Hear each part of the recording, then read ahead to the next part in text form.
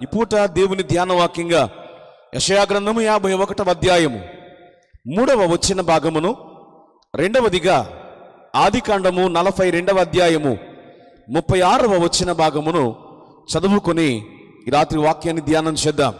మొదటిగా యెషయా గ్రంథము 51వ అధ్యాయము 3వ వచనము, ఆదికాండము 2వ అధ్యాయము 42వ అధ్యాయము 36వ వచనాన్ని చదువుకుందాం. యెహోవా సియోనును ఆదరించుచున్నాడు, దాని పాడైన స్థలములన్నిటినీ ఆదరించి దాని అరణ్య స్థలములను ఏదేను వలె చేయుచున్నాడు. దాని ఎడారి భూములు యెహోవా తోట వలె నగునట్లు చేయుచున్నాడు. ఆనంద సంతోషములను కృతజ్ఞతాస్తుతియు సంగీత గానమును దానిలో వినబడును. చాలు. 42వ అధ్యాయము ఆదికాండం 36వ వచనాన్ని కూడా చదువుకుందాం. అప్పుడు వారి తండ్రి అయిన యాకోబు వారిని చూచి, మీరు నన్ను పుత్రహీనునిగా చేయుచున్నారు. యోసేపు లేడు, షిమ్యోను లేడు, మీరు బెన్యామీనును కూడా తీసుకొని పోవుదురు. ఇవన్నీ నాకు ప్రతికూలముగా ఉన్నవని వారితో చెప్పెను. చదవబడిన ఈ 2 లేఖన భాగాలను మన వినికిడిలో ప్రభువు దీవించి మనందరితో ఆయనే మాట్లాడునుగాక. గట్టిగా చెప్పాలి. 2 హస్తాల పైకెత్తి స్తోత్రం చెల్లిద్దాం. పిల్లలకి శ్రద్ధగా నా వైపు చూస్తూ వాక్యాన్ని ఆలకించాలని ప్రేమతో మీకు నేను మనవి చేస్తున్నాను. మనము చదువుకున్నటువంటి లేఖన భాగం మొదటి భాగంలో యెషయా గ్రంథము 51వ అధ్యాయము 3వ వచనంలో వ్రాయబడిన మాట మనం చూస్తున్నాం. సియోను గూర్చినటువంటి ఒక మాట అక్కడ వ్రాయబడింది. ఎలాగున్నది సియోను అనంటే, అక్కడ మనం చూస్తున్నాం కదా, పాడైన స్థలములు కలిగిన ప్రాంతంగా సియోను కనబడతా ఉంది. ఎడారి భూములు కలిగినటువంటి ప్రాంతముగా సియోను కనబడతా ఉంది. కానీ దేవుని ఆత్మచేత అభిషేకంతో ఉన్నటువంటి యెషయా దేవుని ఆత్మ ఆవేశముతో ప్రవచిస్తూ దేవుని మాటగా చెబుతున్నాడు, ఇదిగో సియోను పాడైపోయినటువంటి నీ స్థలములన్నిటినీ ఆయన ఆదరించి ఏదేను వలె చేయబోతున్నాడు. అంత మాత్రమే కాదు, ఎడారి భూములుగా ఉన్నటువంటి నీ జీవితాన్ని ఆయన యెహోవా తోట వలనగునట్లు చేయబోతున్నాడు అని ఒక ఉన్నతమైన ప్రవచనం దేవుడు తన సేవకుడైన యెషయా గారి ద్వారా సియోనుకు తెలియజేస్తూ ఉన్నారు. దేవుడు మానవుని జీవితంలో కలగజేసినటువంటి శ్రేష్టమైన భూమిని, మనము చూస్తున్నటువంటి ఆయన సృష్టిలో ఉన్నటువంటి ప్రతిదీ కూడా దేవుడు మాటతో కలగజేశాడు. సృష్టి క్రమాన్ని మనం చూస్తాం. ఆ సృష్టి క్రమంలో దేవుడు కలగజేసిన సృష్టి అంతా కూడా మంచిది మంచిది మంచిది అని ఆదికాండ గ్రంథంలో వ్రాయబడింది. ఒక చోట మాత్రమే నరుడు ఒంటరిగా ఉండుట మంచిది కాదు అని వ్రాయబడింది. దేవుడు దీన్ని కలగజేసినటువంటి విధానాన్ని మనం చూడగా, మానవుని జీవితంలో ఉన్నతమైనటువంటి ప్రేమ భావములు కలిగినటువంటి దేవుడు మానవుని యొక్క సృష్టి జరగక మునుపే, మానవుడు భూమి మీదకి ఇంకా రాకమునుపే దేవుడు మానవునికి కావలసిన సమస్తమును కూడా కలగజేశాడు. కానీ మానవుడు దేవునికి విరోధమైనటువంటి పాపము చేసిన తర్వాత, దేవునికి దగ్గరగా ఉన్న స్థితిని మానవుడు కోల్పోయిన తర్వాత, మానవుడు కలగజేయబడినటువంటి మానవుని కొరకు ఆశీర్వాదకరంగా కలగజేయబడినటువంటి భూమిని, ఈ భూమి మీద ఉన్న సమస్తము కూడా శపించబడినట్లుగా లేఖనాలు తెలియజేస్తూ ఉన్నాయి. మొదటి సమూయేలు గ్రంథం 14వ అధ్యాయం 14వ వచనం రాయబడిన మాట మనం చూస్తాం. ప్రాణము తీయక తోలివేయబడిన వాడు తనకు దూరస్తుడు కాకుండాటకు ఆయన సాధనములు కల్పిస్తున్నాడు అని వ్రాయబడింది. దేవుడు ప్రాణము తీయక తోలివేయబడినటువంటి వ్యక్తి ఎవరు అంటే ఆదాముగా మనకు కనబడుతున్నాడు. దేవుని పోలికలో చేయబడ్డాడు. దేవుడు తన పోలికనిచ్చాడు, తన మహిమనిచ్చాడు, తన ప్రభావమును ఏదైనా వనములో ఉన్నటువంటి వారికి దేవుడు కలగజేశాడు. దేవునితో సమానమైనటువంటి స్థితిని వారికి ఇచ్చాడు. ఆయన ఏమై ఉన్నాడో ఆ స్థితిని, ఆ స్థాయిని, ఆ మహిమను, ఆ ప్రభావాన్ని దేవుడు వారికి ఇచ్చాడు. వారి కలగ చేయబడిన విధానాన్ని చూసినా, వారి కొరకు సృజించబడిన ఆ సృష్టిని మనం చూసినా, అవి ఎలాగున్నాయి అంటే చాలా శ్రేష్టమైనవిగా ఉన్నాయి, ఆశీర్వదించబడినవిగా ఉన్నాయి, ఘనత పొందినవిగా ఉన్నాయి. కానీ మానవుని జీవితంలో ప్రవేశించిన పాపము ఈ భూమి శాపానికి గురవటానికి కారణమైంది. అలాంటి శాపగ్రస్తమైనటువంటి భూమి మీద జీవిస్తున్నటువంటి మానవుడు ఎప్పటికీ దేవుడికి దూరముగా కాకూడదని పాత నిబంధన గ్రంథము నుండి అనేక సాధనములను ఆయన కలగజేశాడు. కానీ ఏ సాధనము కూడా దేవునికి దూరమైన పాపముతో నాశనానికి వెళ్ళిపోతున్న మానవుని దేవునికి దగ్గర చేయలేకపోగా ఇక ఇవేవి కాదనుకున్నాడు. యోహాను సువార్త 3వ అధ్యాయం 16వ వచనం మనం చూస్తాం. దేవుడు లోకమును ఎంతో ప్రేమించును కాగా తన యందు తన ద్వితీయ కుమారునిగా పుట్టిన వాని యందు విశ్వాసం ఉంచు ప్రతివాడు నశింపక నిత్య జీవము పొందినట్లుగా ఆయనను మనకు అనుగ్రహించెను. ఏకైక సాధనముగా యేసుక్రీస్తు ప్రభువారు ఈ లోకానికి వచ్చారు. ఎందుకు వచ్చారు? ఆయన ఈ లోకానికి ఆయనకు వచ్చింది భౌతిక సంబంధమైన ఆశీర్వాదం ఇవ్వడానికి కాదు. ఈ లోకంలో మనకేదో కలిసి రావడానికి ఆయన ఈ లోకానికి పంపబడలేదు. కానీ ఏ పాపము చేత దేవుని సహవాసాన్ని కోల్పోయిన మానవుడు పాతాళానికి అప్పగించబడుతున్నాడో అటు పాతాళానికి వెళ్లకుండా మానవుని ఆత్మ మరల కడిగి పరిశుద్ధపరిచి పవిత్రపరిచి ఏ స్థితిని ఏదైనా మనములో అతను కోల్పోయాడో, ఏ మహిమను వారు పోగొట్టుకున్నారో ఆ మహిమను ఇవ్వడానికి, ఆ స్థాయిని ఇవ్వడానికి, ఆ స్థానం ఇవ్వడానికి కుమారునిగా ఈ లోకానికి ప్రభువారు వచ్చారు. ఆయన తన ప్రాణం పెట్టారు, తన రక్తాన్ని కార్చారు. కారణం మానవుని పాపము నుండి విడుదల విమోచన రావాలి అంటే ఈ భూమి మీద పరిశుద్ధుని రక్తము కావాలి. భూమి మీద పరిశుద్ధులు లేరు. వాక్యం చెబుతూ ఉంది, నీతిమంతుడు లేడు, ఒక్కడును లేడు. అందరూ పాపము చేసి దేవుడిని గ్రహించు మహిమను పొందలేకపోయారు. నీతి లేని ఈ లోకానికి నీతిమంతుడిగా ఆయన వచ్చాడు. పరిశుద్ధత లేని ఈ లోకానికి పరిశుద్ధునిగా ఆయన వచ్చాడు. ఆయన తన ప్రాణమును క్రైదనముగా మానవుని పాపము కొరకు చెల్లించాడు. శిలువ మీద మరణించాడు.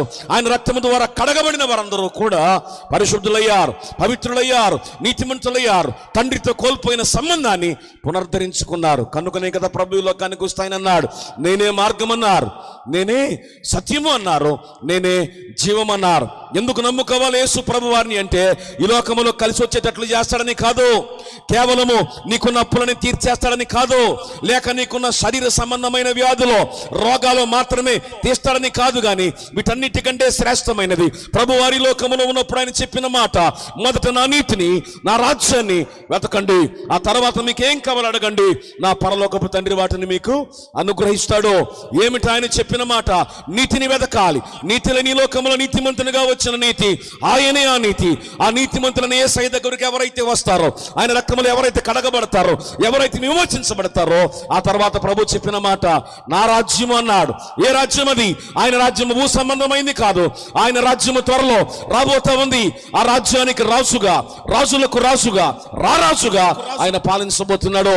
ఆయన రక్తములో కడగబడి పరిశుద్ధులై నీతిమంతులైన వారందరినీ కూడా రాకడలో ఎత్తబడినప్పుడు మధ్యాకాశములో 7 ఏండ్ల విందుతో పాటుగా ఈ భూమి మీద ఈ శపితమైన భూమి నశించిపోగా కొత్త భూమి వస్తుంది, కొత్త ఆకాశం వస్తుంది.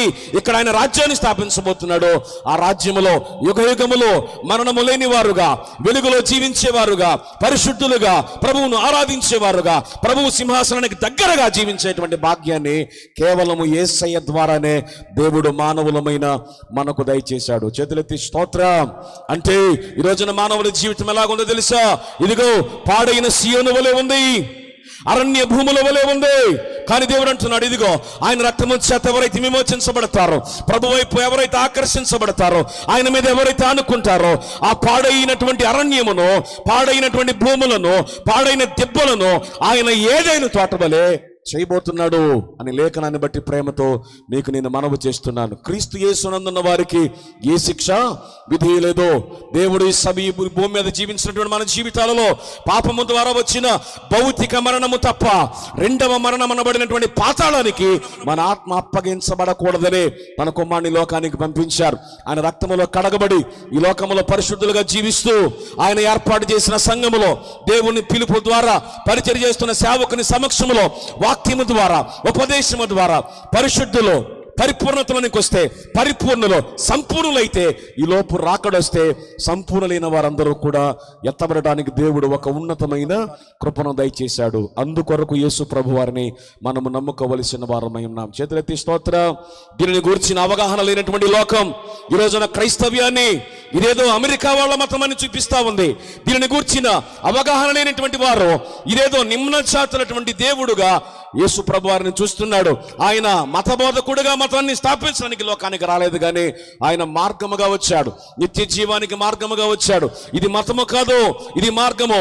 ఈ మార్గము నీ ఆత్మను పాతాళానికి వెళ్ళనీయకుండా నిత్య జీవానికి నడిపించడానికి పరిచయం చేయబడిన ఒకే ఒక మార్గము, అది యేసుక్రీస్తు ప్రభువారు. చేతులెత్తి స్తోత్రం, హల్లెలూయా. ఇక ఇది సువార్త కాగా, ఈ సువార్త చేత రక్షించబడినటువంటి వారందరూ కూడా సంఘములో చేర్చబడి రాకడ కొరకు సిద్ధపడేటువంటి ఒక శ్రేష్టమైన ఉపదేశమును కొనసాగుతూ ఉండగా, ఆయన మత్తయి సువార్త 24-25 అధ్యాయాలలో ఏ ఏ సూచనలు అయితే రాకడను గురించి ప్రభువారు చెప్పారో అవన్నీ కూడా నెరవేర్పులోనికి వచ్చేస్తూ ఉండగా, అవన్నీ నెరవేర్పులోనికి వస్తున్నటువంటి పరిస్థితులు మన కళ్ళ ముందే కదలాడుతూ ఉండగా, ఈ లోపున సంఘములో చేర్చబడిన మన భక్తి జీవితాలలో కొన్ని ప్రతికూలతల గుండా, కొన్ని వ్యతిరేకతల గుండా మనము వెళ్ళవలసిన పరిస్థితులు ఏర్పడుతూ ఉన్నాయి.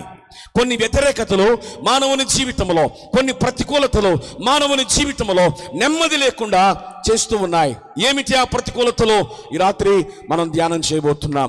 మానవుడు ఎదుర్కొనేటువంటి 4 ప్రతికూలతలు ఈ రాత్రి మీ మధ్య మాట్లాడాలని పరిశుద్ధాత్మ చేత ప్రేరేపించబడి ఈ యొక్క సందర్భంలో మీ మధ్య నిలబడ్డాను. మొదటిగా మనం చూసాం కదా, 2వ వచన భాగంగా మనం చదివాం. ఆదికాండము 42వ అధ్యాయము 36వ వచనములో అక్కడ ఒక వ్యక్తి మనకు కనబడుతున్నాడు. ఆ వ్యక్తి పేరు యాకోబు. ఎవరు యాకోబు? అబ్రహామును దేవుడు పిలిచాడు 12వ అధ్యాయం ఆదికాండములో. అబ్రహామును దేవుడు ఒక శ్రేష్టమైన వ్యక్తిగా ఆయన ఎన్నుకున్నాడు. అబ్రహాముకు దేవుడు తన స్వరాన్ని వినిపించాడు. అబ్రహాము కూడా విన్న స్వరాన్ని దేవుడైన నమ్మాడు, దేవుని అనుసరించాడు, వెంబడించాడు. నీ సంతానమును ఆకాశపు నక్షత్రముల వలె, సముద్రపు ఇసుక రేణువుల వలె, భూమి అందల రేణువుల వలె నేను చేస్తాను అనేటువంటి వాగ్దాన ఫలము పొందుకున్న అబ్రహాముకు సంతానముగా ఇస్సాకు కలగగా, ఇస్సాకును కూడా దేవుడు ప్రేమించగా, ఇస్సాకు కూడా తండ్రి కన్నా ఉన్నతమైన భయభక్తులు కలిగిన వానిగా దేవునికి కనిపించగా, ఇస్సాకును దేవుడు ప్రేమించాడు. ఒక కానుపులను 2 కుమారులను ఇచ్చాడు. పెద్దవాడి పేరు ఏశావు, చిన్న ఆయన పేరు యాకోబు. ఏశావు శరీర సంబంధి అయి దేవుని చేత కొట్టివేయబడగా, యాకోబు దేవుని ప్రణాళికలోనికి వచ్చాడు. ఆ యాకోబును గురించి మనం చదువుకున్నాం. ఆ వాక్య భాగంలో కనబడుతున్న మాట ఏమిటి తెలుసా?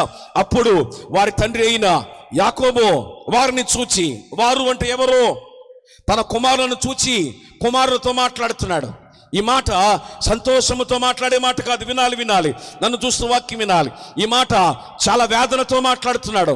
గుండెల నిండా భారం కలిగి ఉన్నాడు. తన ఆవేదన, తన ఆక్రోశం, తన ఆక్రందన కుమారుల దగ్గర వెళ్ళబుచ్చుతూ ఉన్నాడు. ఏమంటున్నాడు? ఇదిగో యోసేపు లేడు, షిమ్యోను కూడా లేడు, ఇప్పుడు మీరు బెన్యామీనును కూడా నా దగ్గర నుంచి తీసుకెళ్ళిపోతున్నారు. ఇవన్నీ నాకు ఎలాగున్నాయి? ఇవన్నీ నాకు ప్రతికూలముగా ఉన్నాయి అని మాట్లాడుతున్నాడు. మొదటి విషయం పరిస్థితుల ప్రతికూలత. ఒకసారి నాతో చెప్తారా మీరు? పర్లేదు చెప్పండి ఒకసారి. మాది కృష్ణా జిల్లా, మీది బాపట్ల జిల్లా, కానీ లాంగ్వేజ్ భాష ఒకటే కదా. చేతులెత్తి స్తోత్రం చెప్పండి ఒకసారి. పరిస్థితుల ప్రతికూలత అనండి ఒకసారి, గట్టిగా చెప్పాలి. ఇక్కడ యాకోబు జీవితంలో పరిస్థితులు ప్రతికూలంగా ఉన్నాయి. చాలా ప్రతికూలమైన పరిస్థితుల మధ్య ఉన్నాడు. ఏమిటి అతని జీవితంలో అతను ఎదుర్కొన్న పరిస్థితుల ప్రతికూలత? వాస్తవానికి దేవుని చేత ఎంపిక చేయబడిన వాడే, దేవుని అభిషేకాన్ని కలిగిన వాడే. అతని జీవితంలో బాల్యము నుండి కూడా దేవుని ప్రణాళికలో ఉన్నాడు, కానీ భయంకరమైన పరిస్థితుల గుండా అతని జీవితం వెళ్ళింది. చాలా ప్రతికూలమైన పరిస్థితుల మధ్య యాకోబు ప్రయాణం చేయవలసిన పరిస్థితి ఏర్పడింది. ఏమిటి అనంటే, ఏ ఉద్దేశంతో అయితే రిబ్కా అయినటువంటి తల్లి, యాకోబు తల్లి అయినటువంటి రిబ్కా ఆశీర్వాదాలు పెద్ద కుమారుడిని ఏశావుకు మాత్రమే వెళ్ళకూడదని, చిన్న కుమారుడైన యాకోబు ఆశీర్వాదాన్ని పొందుకోవాలని ఆ మోసపూరితమైన ప్రక్రియలో యాకోబుకు ఆశీర్వాదం రావడానికి చేసిన ప్రక్రియను బట్టి తల్లికి దగ్గరగా ఉండవలసిన వాడు చిన్న వయసులోనే తల్లికి దూరముగా వెళ్ళిపోవలసిన పరిస్థితి ఏర్పడింది. బాల్య వయసులోనే తల్లికి తండ్రికి దూరముగా వెళ్ళిపోయిన పరిస్థితి ప్రతికూల పరిస్థితి. స్నేహితులకు దూరమైన పరిస్థితి ప్రతికూల పరిస్థితి. తన వారికి దూరమైన పరిస్థితి ప్రతికూల పరిస్థితి. ఒంటరిగా అరణ్యానికి వచ్చేశాడు. అరణ్యములో నిద్రపోతూ ఉన్నాడు, భయముతో ఉన్నాడు, వేదనతో ఉన్నాడు. ఇదో నేను ఇంటి పట్టున ఉండవలసిన వాడిని, బయట తిరిగిన వాడిని కాదు, అల్లారు ముద్దుగా పెరిగాను. నా తల్లి సమక్షంలో నేను ఉండడానికి దేవుడు సహాయం చేశాడు. కానీ ఉన్న పాటున నా జీవితం ఒక్కసారిగా ఉల్టాయిపోయింది. ఇంటి దగ్గర ఉండవలసిన వాడిని అరణ్యానికి వచ్చేసా. ఏమిటి నా జీవితం? అరణ్యములో నా పరిస్థితి ఏమిటి? ఈ రోజున ఈ రాత్రి అరణ్యములో ఉన్నాను. ఏ మృగం నా మీద దాడి చేస్తుందో, ఏ కీడు నా మీదకి వస్తుందో అని భయపడిపోతున్నటువంటి రాత్రి దేవుడు అతను దర్శించాడు. ఆకాశము తెరవబడటం, నుచ్చున ఒకటి భూమి మీదకి వేయబడటం, దేవుని దూతలు దిగటం, ఎక్కటం, ఒక దివ్యమైన దర్శనాన్ని యాకోబు చూశాడు. ఉదయాన్నే లేచాడు, ధైర్యం వచ్చింది, ఆ రాత్రిని నిలబెట్టాడు, తైలం పోసి ప్రార్థన చేశాడు. ఇదిగో నేను వెళుతున్న స్థలంలో తినడానికి తిండి, కట్టుకోవడానికి వస్త్రం నీవు నాకు ఇస్తే, ఇదిగో నేను మళ్ళీ తిరిగి వచ్చేటప్పటికీ ఈ రాయి నీ మందిరం అవుతుంది. నీవు నాకు ఇచ్చిన యావదాస్తిలో నీకు నేను దశమ భాగాన్ని ఇస్తానన్నాడు. అప్పటికి ఒంటి చేతి కర్ర, చేతిలో ఒక కర్ర మాత్రమే ఉంది. ఆ కర్రతో పద్దనరామంలోనికి వెళ్ళాడు. అప్పటికే తల్లికి తండ్రికి దూరం అయ్యాడు, తనకు ప్రియమైన వారికి దూరం అయ్యాడు, తన ప్రాంతానికి దూరం అయ్యాడు, తన స్నేహితులకు దూరం అయ్యాడు. ఈ పరిస్థితులు గుండా వెళుతూ ఉండగా కొన్ని పద్దనరామంలో మేనమామ దగ్గరికి వెళ్ళాం. అక్కడైనా సుఖంగా ఉన్నామా అంటే ఆ పరిస్థితిని మనం చూస్తాం కదా. పేరుకు మేనమామే గాని మేనమామకి 2 కుమార్తెలు ఉన్నారు. పెద్దదాని పేరు లేయా, చిన్నదాని పేరు రాహేలు. రాహేలు సౌందర్యవతి, సుందరి అని లేఖనంలో వ్రాయబడింది. చిన్నదానిటువంటి రాహేలును చూశాడు, ప్రేమలో పడ్డాడు. రాహేలు కోసం 7 సంవత్సరాలు కొలువు చేశాడు. చిన్నదానిచ్చి పెళ్లి చేస్తానని చెప్పిన మామ యాకోబు అంటేనే మోసగాడైతే, మామగారు మోసగాళ్ళకే మోసగాడు. చిన్నదానిచ్చి పెళ్లి చేస్తానని చెప్పి పెద్దదానిచ్చి పెళ్లి చేసేసాడు. తీరా గదిలోకి వెళ్ళి చూసుకుంటే రాహేలు లేదు అక్కడ. ఎవరున్నారు అక్కడ? లేయా ఉంది. జబ్బు కళ్ళది, పుస్సి కళ్ళది లేయా ఉంది. బయటకు వచ్చాడు, నెత్తినెవరు కొట్టుకున్నాడు. అయ్యా నేను నమ్మి కదా నేను ఇక్కడికి వచ్చాను, 7 సంవత్సరాలు గొడ్డి చాకరీ చేశా, నువ్వు పెట్టింది తిన్నా, నువ్వు ఉన్నమన్న చోటు ఉన్నా, నీ కుమార్తెను చిన్నదానిచ్చి పెళ్లి చేస్తానని చెప్పావు, పెద్దదాన్నిచ్చి నన్ను మోసం చేశావు. ఇది మాత్రమే కాదు, 10 సార్లు నా జీతాన్ని మార్చే ప్రయత్నం నువ్వు చేశావు. అంటే మామ చేతిలో మోసపోయినటువంటి అనుభవం కలిగిన వాడుగా యాకోబు జీవితం కనబడతా ఉంది. ప్రతికూల పరిస్థితులు. పోనీ ఇట్లాగుంటే తన కడుపునటువంటి పుట్టినటువంటి 10 మంది కుమారులు ఎలాంటి వారు అంటే వారు చెడుతనము కలిగిన వారు అని లేఖనము రాయబడింది. చెడిపోయినటువంటి వారుగా, తండ్రికి విరోధమైన భావాలు కలిగిన వారుగా, తండ్రికి లోబడేవారు కలిగినటువంటి స్థితి కాకుండా వ్యతిరేకమైన భావాలు కలిగిన వారుగా, తండ్రి మందను చంపుకు తినేవారుగా, తండ్రికి చెడ్డ పేరు తీసుకొచ్చేవారుగా ఆ 10 మంది జీవితాలు కనబడుతున్నాయి. ఆ 10 మందిని కూర్చిన చింత అట్లాగే ఉండగా కనీసం రాహేలుకి తనకి పుట్టినటువంటి కుమారుడు యోసేపును చూసి సంతోషించేటువంటి పరిస్థితి అతని జీవితంలో ఉందనుకునే లోపే యోసేపును కూడా అన్నలో పగతో, ద్వేషంతో, సొంత తమ్ముడిని కూడా చూడకుండా తండ్రి దృష్టిలోనేమో చంపేశారు యోసేపుని.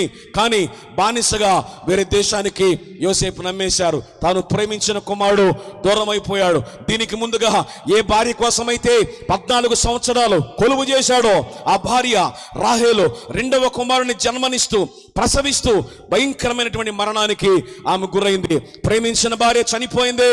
వాస్తవానికి దేవుని ప్రణాళికలో ఉన్నవాడే, దేవుని చిత్తంలో ఉన్నవాడే, దేవుని దర్శనాన్ని పొందుకున్నవాడే. కానీ పరిస్థితుల్లో అతని జీవితంలో నెమ్మది లేకుండా చేశాయి. వ్యతిరేకతలో అతని జీవితంలో నెమ్మది లేకుండా చేశాయి. ప్రేమించిన భార్య చనిపోయింది.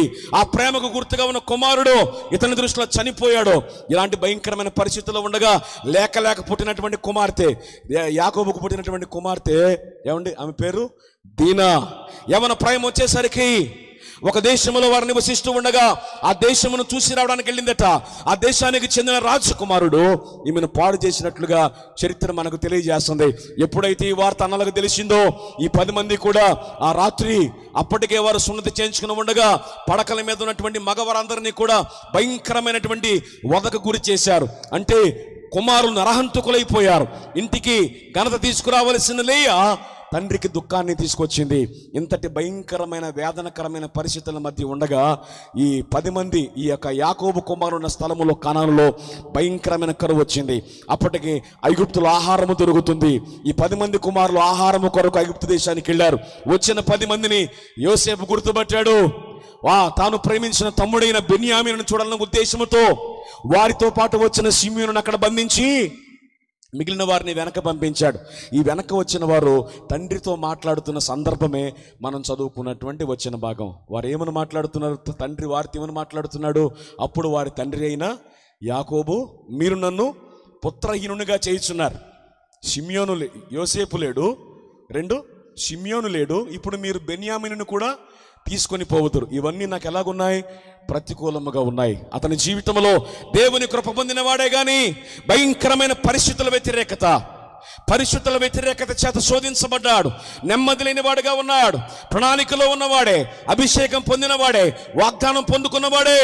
అతని జీవితంలో అతనుకున్నటువంటి పరిస్థితులు అతన్ని కృంగదీసేస్తున్నాయి.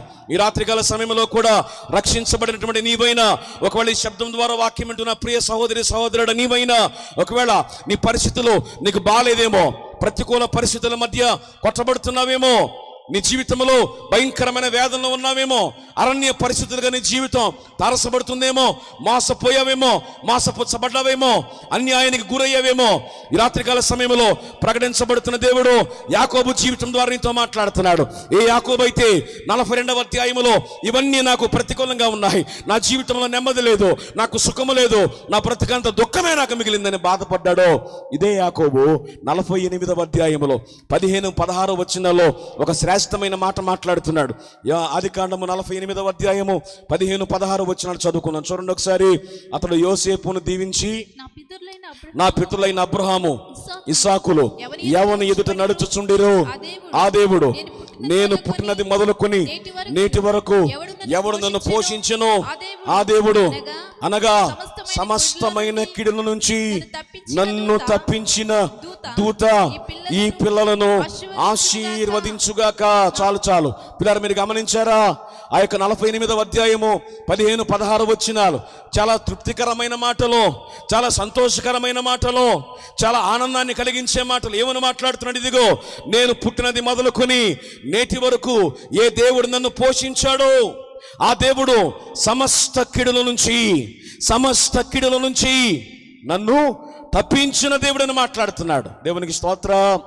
42వ అధ్యాయంలో దుఃఖం, 42వ అధ్యాయంలో వేదన, 42వ అధ్యాయంలో కడుపు కోత, 42వ అధ్యాయంలో ఆక్రోశం, 42వ అధ్యాయంలో వేదనకరమైన పరిస్థితి. కానీ 48వ అధ్యాయము 15-16 వచనాలు తన కుమారుల తల మీద చేతులుంచి వారిని ఆశీర్వదిస్తూ యాకోబు చెబుతున్న మాట, నేను పుట్టినది మొదలుకొని ఆ దినం మొదలుకొని నేటి వరకు ఇన్ని సంవత్సరములో ఏ దేవుడు నన్ను పోషించాడో, ఏ దేవుడు నాకు క్షేమాన్ని ఇచ్చాడో, నా పరిస్థితులను అనుకూలపరిచాడో, నాకు వేదన తొలగించాడో, నాకు సంతోషాన్ని ఇచ్చాడో ఆ దేవుడు సమస్త కీడుల నుంచి నన్ను తప్పించాడు. చేతులెత్తి స్తోత్రం చెప్పండి. ఈ రాత్రి ప్రకటించబడుతున్న దేవుడు సమస్త కీడుల నుంచి తప్పించే దేవుడు. ఈ రాత్రి ప్రకటించబడుతున్న దేవుడు నీ జీవితంలో అనుకూలమైన పరిస్థితులను కలిగించే దేవుడు. ఒకవేళ ప్రతికూల పరిస్థితుల్లో నీ కోడికలోకి వచ్చావేమో, నీ జీవితంలో భయంకరమైన వేదన ఉందేమో, నీ బిడ్డలను కూర్చున్నటువంటి చింత ఉందేమో, నీ కుటుంబంలో మార్పు చెందని వారిని కూర్చిన వేదన కలిగి ఒకవేళ రాత్రి కూటానికి వచ్చేవేమో, ఒకవేళ మోసపుచ్చబడిన స్థితిలో, నష్టపోయిన స్థితిలో, వేదనకరమైన పరిస్థితిలో ఈ మాటలు ఆలకిస్తున్నావేమో, ఇదిగో యాకోబు అనే భక్తుని జీవితంలో కీడంతటిని దేవుడు తీసేశాడు. అతని ప్రతికూలతలని కొట్టివేశాడు. అతని జీవితంలో నెమ్మదినిచ్చాడు. అతని జీవితంలో ఘనతనిచ్చాడు. అతని జీవితంలో ఆశీర్వాదాన్నిచ్చాడు. ఏ కొడుకైతే లేడనుకున్నాడో ఆ కొడుకు ఆ తర్వాత ఒక దేశానికి రాజుగా యోసేపును మనం చూస్తూ ఉన్నాం. యోసేపును కలుసుకున్న యాకోబును మనం చూస్తాం. యోసేపును బట్టి యాకోబు సంతానమంతా ఆ భయంకరమైన కరువులో బ్రతకటం మనం చూస్తాం. చేతులెత్తి స్తోత్రం చెప్పండి. నమ్మిన వారిని ఉద్ధరించే దేవుడైనా, ఆశ్రయించిన వారిని ప్రేమించే దేవుడైనా, ఆయనను ఆశ్రయించిన వారు తలగా ఉంటారు కానీ తోకగా ఉండరు, పైవాడుగా ఉంటారు కానీ కిందవాడుగా ఉండరు. ఆపత్కాలం మందు నీవు నాకు మొరపెట్టుమో, నేను నీకు ఉత్తరం ఇచ్చేదను. 91 కీర్తన అంటాడు, అతడు నన్ను ప్రేమించుచున్నాడు గనక నేను అతనిని తప్పించదును, అతడు నా నామము నెరిగినవాడు గనక నేను అతన్ని ఘనపరచదును, శ్రమలో నేను అతనికి తోడుగా ఉంటాను, నా రక్షణ అతనికి నేను చూపిస్తానని దేవుడు మాట్లాడుతున్నాడు. ఈ రాత్రికాల సమయంలో 42వ అధ్యాయంలో ఉన్న దుఃఖం 48వ అధ్యాయానికి వచ్చేసరికి శ్రేష్టమైనటువంటి సంతోషకరమైన పరిస్థితిగా మాట్లాడగల కారణం ఏమిటో తెలుసా? ఈ 2 అధ్యాయాల మధ్య యాకోబు ఎబ్బేకుర్రమైనటువంటి అనుభవాన్ని కలిగి ఉన్నాడు, బేతేల్ అనుభవాన్ని కలిగి ఉన్నాడు, పెనూయేల్ అనుభవాన్ని కలిగి ఉన్నాడు. ఈ అనుభవాలలో తనకు కలిగిన ఆస్తిని పంపేశాడు, తనకు కలిగిన భార్యలను పంపేశాడు, తనకు కలిగిన బిడ్డల్ని పంపేశాడు, తనకు కలిగిన పనివారిని పంపేశాడు. వారందరూ ఉన్న సమాధానం లేని వారుగా, అవన్నీ కలిగి ఉన్న సంతోషం లేని వారిగా ఉన్న యాకోబు ఆ ఎబ్బేకుర్రేవులో అవన్నీ పంపేసి ఒంటరిగా మిగిలిపోయి ఆ రాత్రంతా దేవునితో పెనుగులాడాడు. ఏమని? నీవు నన్ను నిశ్చయముగా ఆశీర్వదించితేనే కానీ నిన్ను విడిచిపెట్టనని అతడు చేసిన ప్రార్థన దేవుడు ఆలకించాడు. రాత్రంతా దేవునికిని యాకోబుకును పెనుగులాట జరిగింది. అతడు మగసిరి గలవాడై దేవునితో పోరాడి గెలిచెను అని లేఖనములో వ్రాయబడింది. దేవుడు అడుగుతున్నాడు, నీ పేరేమిటే? నీ పేరేమిటో చెప్పు, నేను ఆశీర్వదిస్తా. కానీ పేరు చెప్పడానికి తటపటాయిస్తున్నాడు, పేరు చెప్పడానికి సంశయిస్తున్నాడు. ఎప్పటిదాకా చెప్పలేదంటే దేవుడు అతని తొడగూటి మీద కొట్టే వరకు పేరు చెప్పలా. ఎందుకని? పేరు చెబితే బ్రతుకు బయటపడుతుందేమో అనేటువంటి భయం. ఏమిటి అతని పేరు? యాకోబు. యాకోబు అంటే అర్థం మోసగాడు. చేతులెత్తి స్తోత్రం చెప్పండి. ఎప్పుడైతే నా పేరు యాకోబు అన్నాడో, అతని మోసపూరితమైన అర్థాన్ని కలిగిన పేరును బట్టి యాకోబుని దేవుడు అసహించుకోలేదు. అతని పేరును బట్టి దేవుడు అతను విడిచిపెట్టలేదు. అతని పేరులో ఉన్న అర్థాన్ని బట్టి దేవుడు అతనికి దూరం అవ్వలేదు. కానీ ఎప్పుడైతే యాకోబు అన్నాడు, వెంటనే దేవుడు మాట్లాడుతూ అన్నాడు, ఇక మీదట నీ పేరు యాకోబు కాదు, నీవు ఇశ్రాయేలు. చేతులెత్తి స్తోత్రం చెప్పండి. కాబట్టి రాత్రి దేవుని కృప, దేవుని కనికరం, దేవుని దయ, దేవుని వాత్సల్యం, దేవుని రక్షణ నీ జీవితంలో ప్రతికూలతల మధ్య కొట్టబడుతున్నా, ప్రతికూల పరిస్థితుల మధ్య అల్లాడిపోతున్నా యాకోబు పొందుకున్న సహాయము నువ్వు పొందాలి అంటే ఈ రాత్రి ఎబ్బేకు రేవులోనికి నువ్వు రావాలి. ఈ రాత్రి నీ సంగతి అంతా నువ్వు దేవునికి చెప్పాలి. నీ మోసపూరితమైన స్థితిని దేవుని ముందు ఒప్పుకోవాలి. తను ఎందరు అంగీకరించారు వారందరూ కూడా కుమారులు కుమార్తెలు అనబడటానికి దేవుడు అధికారం ఇచ్చాడు. యాకోబు అతని పేరు చెప్పిన తర్వాత అతని దేవుడు ఇశ్రాయేలుగా మార్చాడు. ఇశ్రాయేలుగా మార్చబడిన తర్వాత ఒక శ్రేష్టమైన ఉన్నతమైన కృప పొందిన స్థితిని యాకోబు జీవితంలో మనం చూస్తాం. చేతులెత్తి స్తోత్రం. కాబట్టి ఒకవేళ ప్రతికూల పరిస్థితుల మధ్య ఇక్కడికి వచ్చావేమో, నలపబడిన పరిస్థితుల మధ్య ఇక్కడికి వచ్చావేమో, నీకు ఒక శుభవార్త ఏమిటి తెలుసా? నువ్వెంత నలపబడతావో నీవంత దేవునికి సమీపస్తుడిగా ఉంటావు. నువ్వెంత శోధించబడుతున్నావో దేవునికి అంత దగ్గర అవుతున్నావు అన్న విషయం నువ్వు గుర్తుపెట్టుకోవాలి. అయితే నువ్వు ఒక పని చేయాలి. యాకోబు ఆ రాత్రి నేను మోసపూరితమైన పేరును కలిగిన వాడిని అని తన పేరును గురించిన అర్థాన్ని దేవుని ముందు పెట్టినట్లుగా ఈ రాత్రి నీ పాపమును, నీ హృదయంలో ఉన్న వ్యతిరేకతను, నీ హృదయంలో ఉన్న వ్యతిరేకమైన భావాలను, నీ హృదయంలో ఉన్న కల్మషాన్ని, నీ హృదయంలో ఉన్న లోకాశలను ప్రభు ముందు పెట్టగలిగితే, నీ హృదయాన్ని శుద్ధి చేసుకోగలిగితే, నీ హృదయంలోనికి ప్రభువును ఆహ్వానించగలిగితే, ఇదిగో యాకోబును ఇశ్రాయేలుగా మార్చిన దేవుడు, అతని ప్రతికూల పరిస్థితులను అనుకూలపరిచిన దేవుడు అతనికి సహాయం చేశాడు. రాత్రి కూడికలో పాలు పొందుతున్న, ఈ శబ్దం ద్వారా వింటున్న, లైవ్ చూస్తున్న ప్రతి ఒక్కరికి కూడా ఆయన సహాయం చేస్తాడు. చేతులెత్తి స్తోత్రం చెప్పండి. కాబట్టి మొదటిది పరిస్థితుల పరిస్థితుల ప్రతికూలత. యాకోబుకి ఎవరు సహాయం చేశారు? చెప్పండి, ఎవరు సహాయం చేశారు? దేవుడు సహాయం చేశాడు. చేతులెత్తి స్తోత్రం. రెండవదిగా చూడండి. రెండవ ప్రతికూలత మార్కు సువార్త 6వ అధ్యాయము 48వ వచనాన్ని చదువుకుందాం. మార్కు సువార్త 6వ అధ్యాయము 48వ వచనం. 48. అప్పుడు వారికి గాలి ఎదురైనందున దోణి నడిపించుటలో వారి మిక్కిలి కష్టపడుచుండగా ఆయన చూచి రాత్రి ఇంచుమించు 4వ జామున సముద్రము మీద నడుచుచు వారి యొద్దకు వచ్చి వారిని దాటిపోవాలని ఉండెను. ఆయన సముద్రం మీద నడుచుట వారు చూచి భూతమని తలంచి కేకలు వేసిరి. చాలు పిల్లలు, ఈ సందర్భం మీకు బాగా తెలుసు. ఒక రోజున యేసుక్రీస్తు ప్రభువారు తన 12 మంది శిష్యులకు ఒక పని పురమాయించారు. ఏమిటా పని అంటే, ఇదిగో మీరు నాకంటే ముందుగా వెళ్ళండి, మీరు అద్దరున్న బెత్సయిదాకు వెళ్ళండి అని దేవుడు వారితో చెప్పాడు. యేసు ప్రభువారు వారితో కలిసి చేసిన ప్రయాణాలు ఎన్నో ఉన్నాయి. అనేక సార్లు ప్రభుతో వారు వెళ్ళినటువంటి సందర్భాలు లేఖనాలు మనం చూస్తాం. ఆయన ధోనిలో ఉన్న సందర్భాలు ఉన్నాయి, ఆయన ధోనిలో లేని సందర్భాలు ఉన్నాయి. ఇప్పుడు ఈ సందర్భం ఆయన వారితో లేడు, ఆయన వారిని తనకంటే ముందుగా వారిని పంపించాడు. చేతులెత్తి స్తోత్రం చెప్పండి.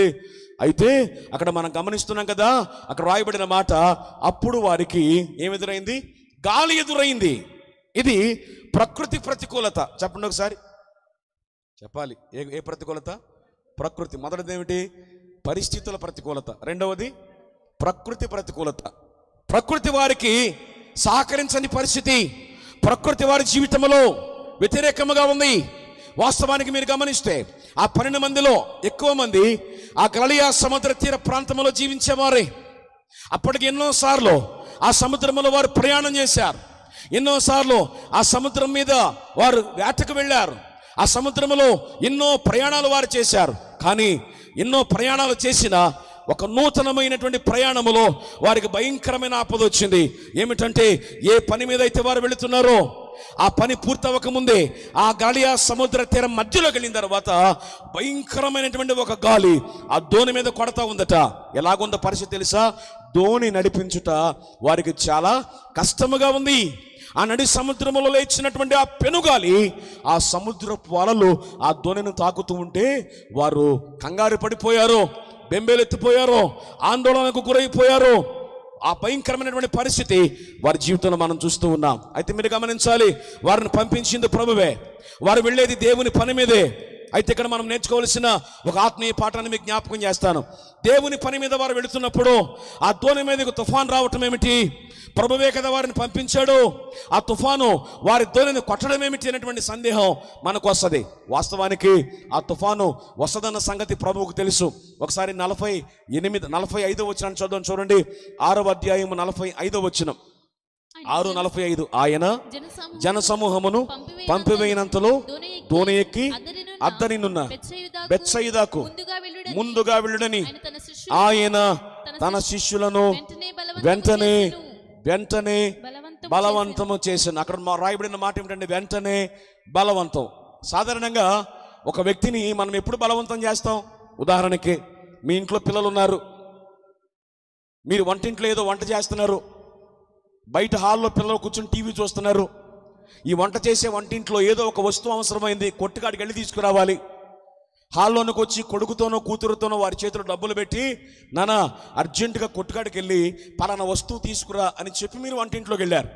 కానీ వీడు ఏం చేస్తున్నాడు? ఇంకా టీవీ ముందే కూర్చొని ఉన్నాడు. మరలా మీరు వంటింటి నుంచి బయటకు వచ్చేసరికి వీడు టీవీ చూస్తున్నాడు. అప్పుడు మీరు ఏం చేస్తారు?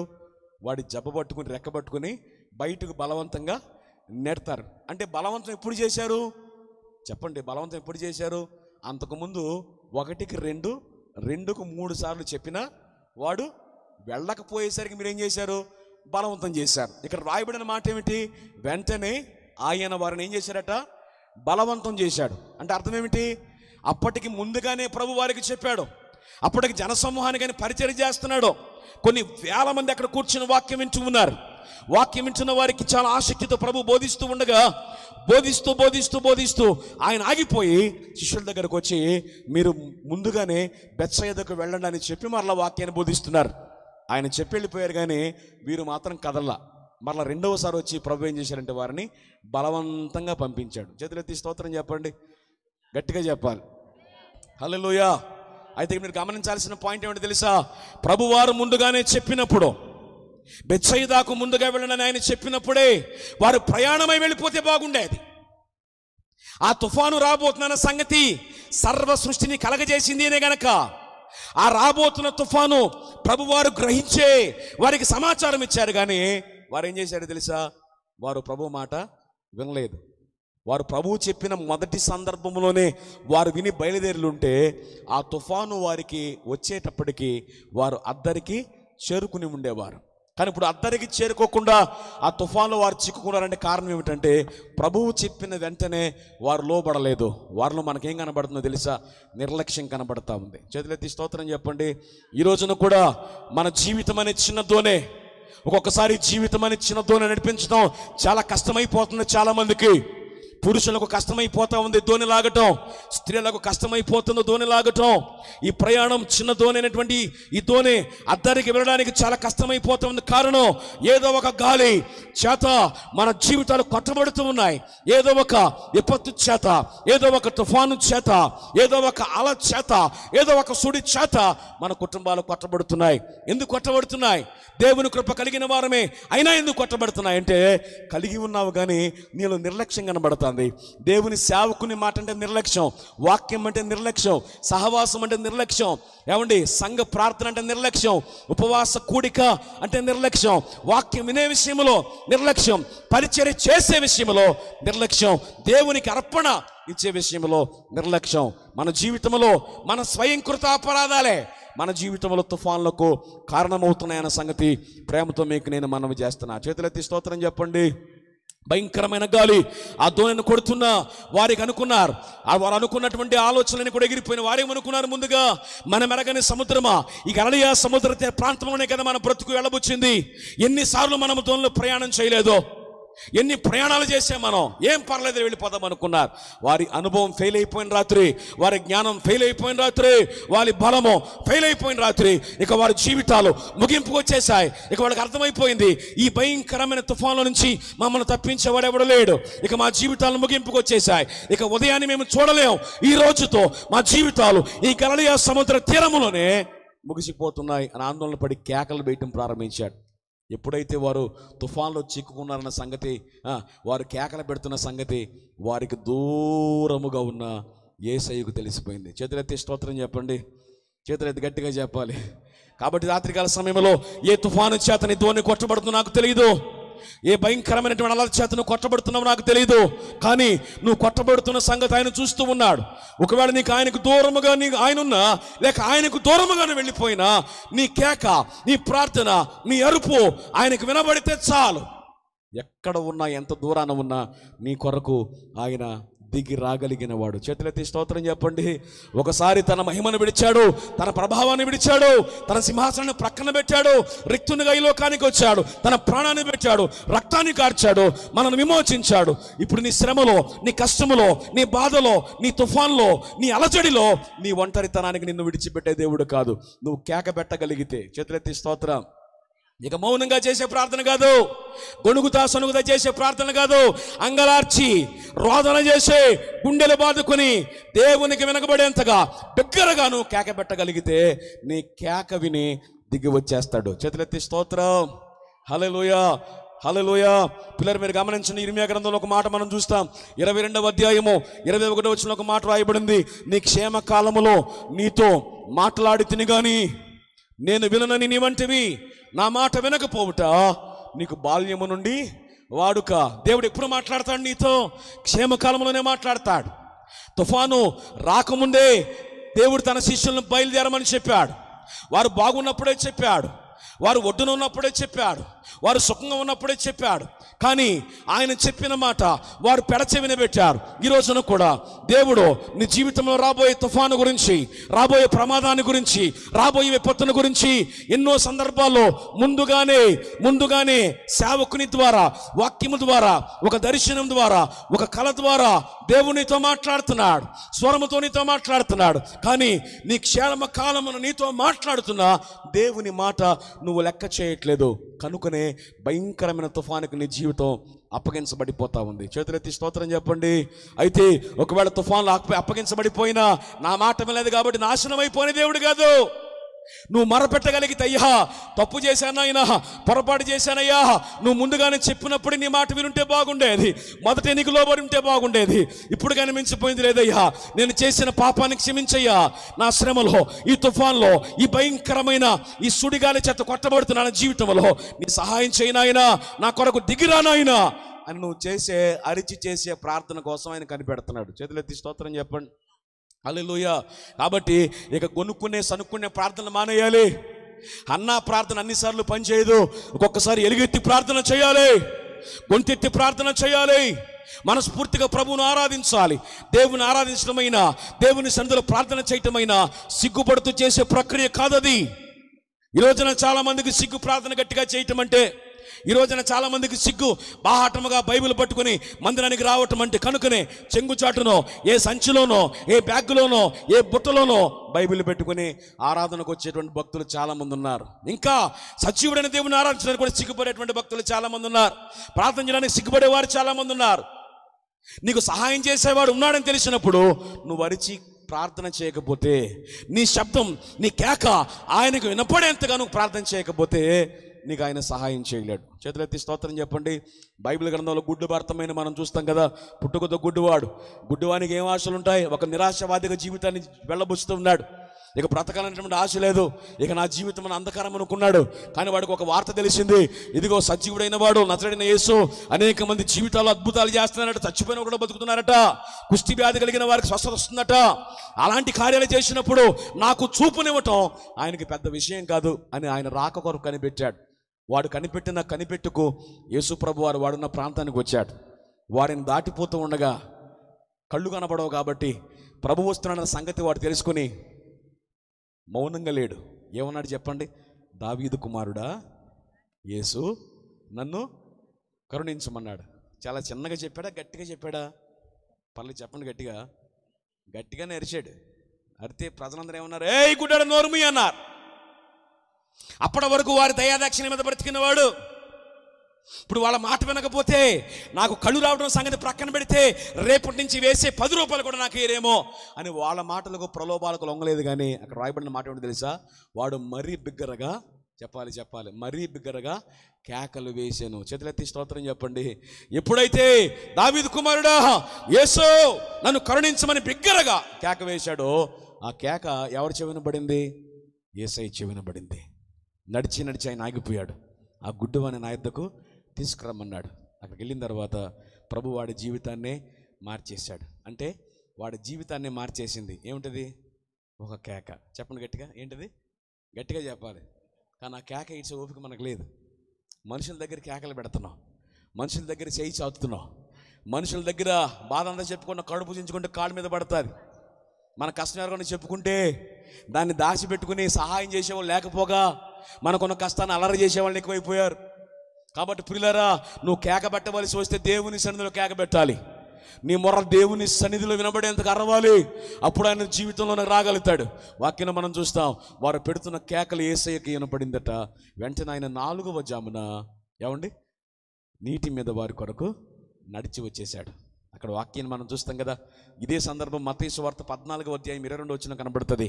ఆ భాగంలో యేసుప్రభు వారి శిష్యుల్లో 12 మందిలో హుషారు కలిగిన వాడు పేతురు అంటాడు, ప్రభువా ఇది నిజంగా నీవే అయితే నేను కూడా నీటి మీద నడుస్తానన్నాడు. వెంటనే ప్రభువారు రమ్మని ఆహ్వానించారు. వెంటనే దోణిలో కూర్చున్నవాడు లేచి నిలబడ్డాడు. తన కాలు తీసి నీటి మీద పెట్టాడు. కాలు మునిగిపోలేదు. రెండవ కాలు తీసి పెట్టాడు, మునిగిపోలేదు. యేసు ప్రభు వారిని చూస్తూ ప్రభువు దగ్గరికి వెళ్ళటానికి 3 అడుగులు వేయాలి. ఒక అడుగు వేశాడు, యేసయ్యను చూస్తూ మునగల. రెండవ అడుగు వేశాడు, యేసయ్యను చూస్తూ మునగల. 3వ అడుగు వేసేట ఆయనకి అక్కడ రాయబడిన మాట ఏమిటంటే పేతురు గాలిని చూచి భయపడి మునిగిపోసాగెను అనుంది. చేతులెత్తి స్తోత్రం చెప్పండి. దేని చూశారట?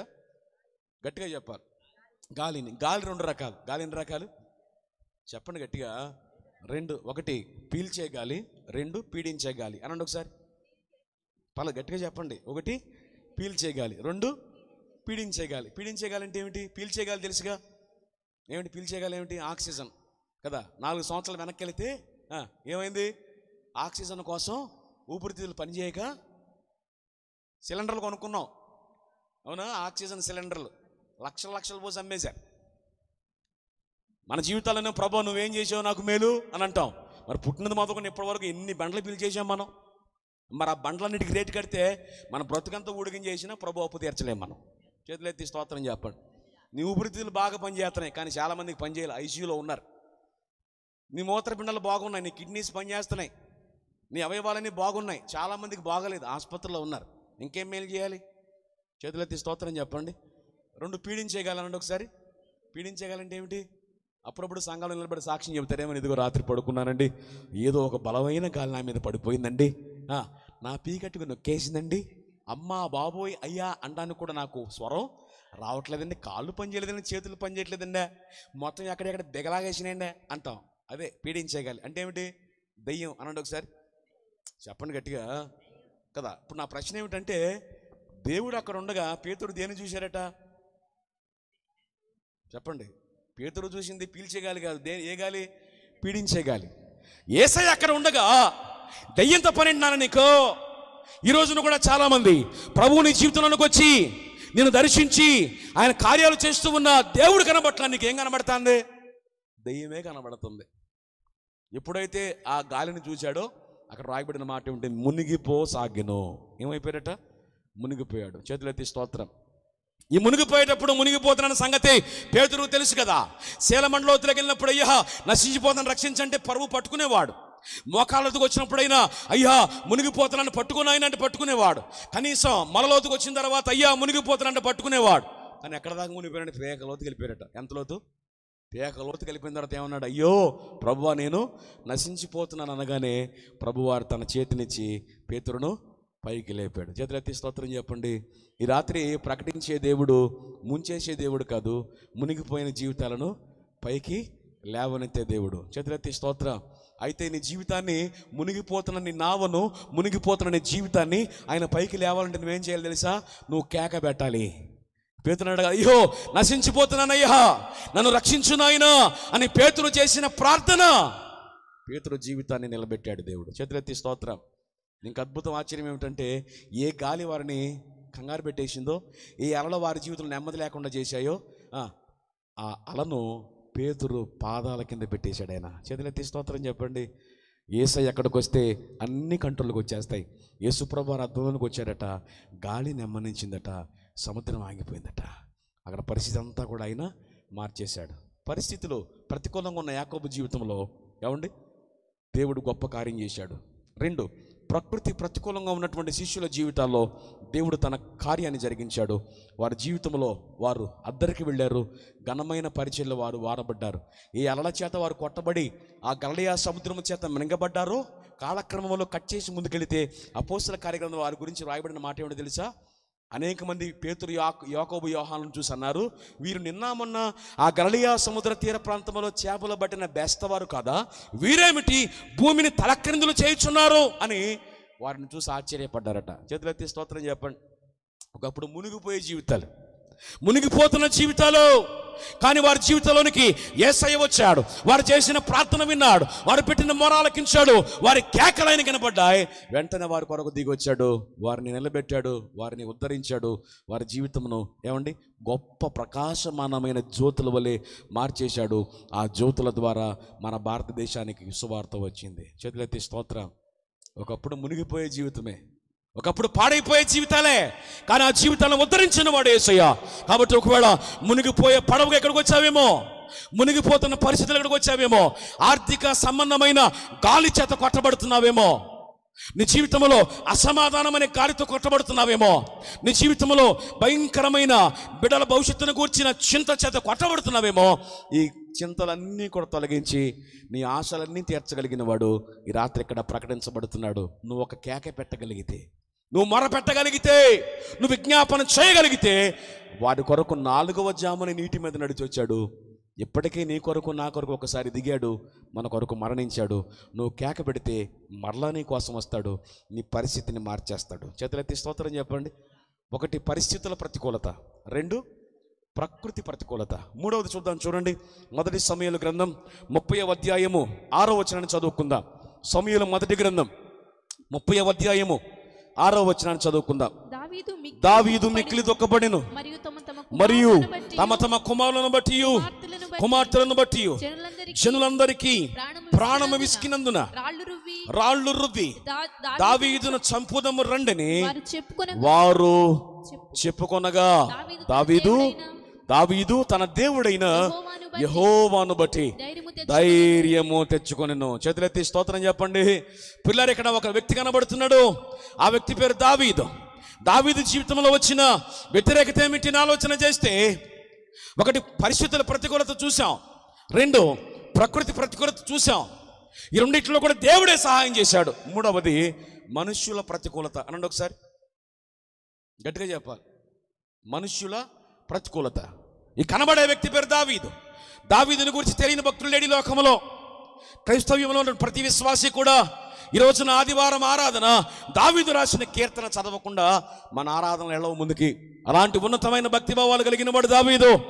అలాంటి దావీదుని గురించి ఒక మాట రాయబడింది. ఏమిటా మాట తెలుసా? సమూయేలు 1 గ్రంథం 30వ అధ్యాయంలో అక్కడ రాయబడిన మాట, దావీదును రాళ్ళు రువ్వి చంపేద్దామని చూశారట. దావీదును రాళ్లతో కొట్టి చంపేద్దామని చూశారు. ఏమిటి దావీదు పరిస్థితి? రాళ్లతో కొట్టి చంపేద్దాం అనుకున్నటువంటి పరిస్థితుల్లో ఉన్న దావీదు వేదనలో ఉన్నాడు, దుఃఖములో ఉన్నాడు, కుమారులను బట్టి కుమార్తెలను బట్టి నష్టపోయిన వాడుగా ఉన్నాడు, దోచుకొనబడిన వాడుగా ఉన్నాడు. అలాంటి వ్యక్తిని రాళ్ళు రువ్వి చంపేద్దామని ప్రయత్నం చేస్తున్నారు. ఎవరి వ్యక్తులు? బయట వాళ్ళు కాదు, వీళ్ళు బయట వాళ్ళు కాదు, ఎరుగని వారు కాదు. ఎవరు వీళ్ళు? అదే సమూయేలు 1 గ్రంథం 22వ అధ్యాయం 1-2 వచనాలు చదువు చూడండి. సమూయేలు 1 గ్రంథం 22వ అధ్యాయం 1-2 వచనాలు.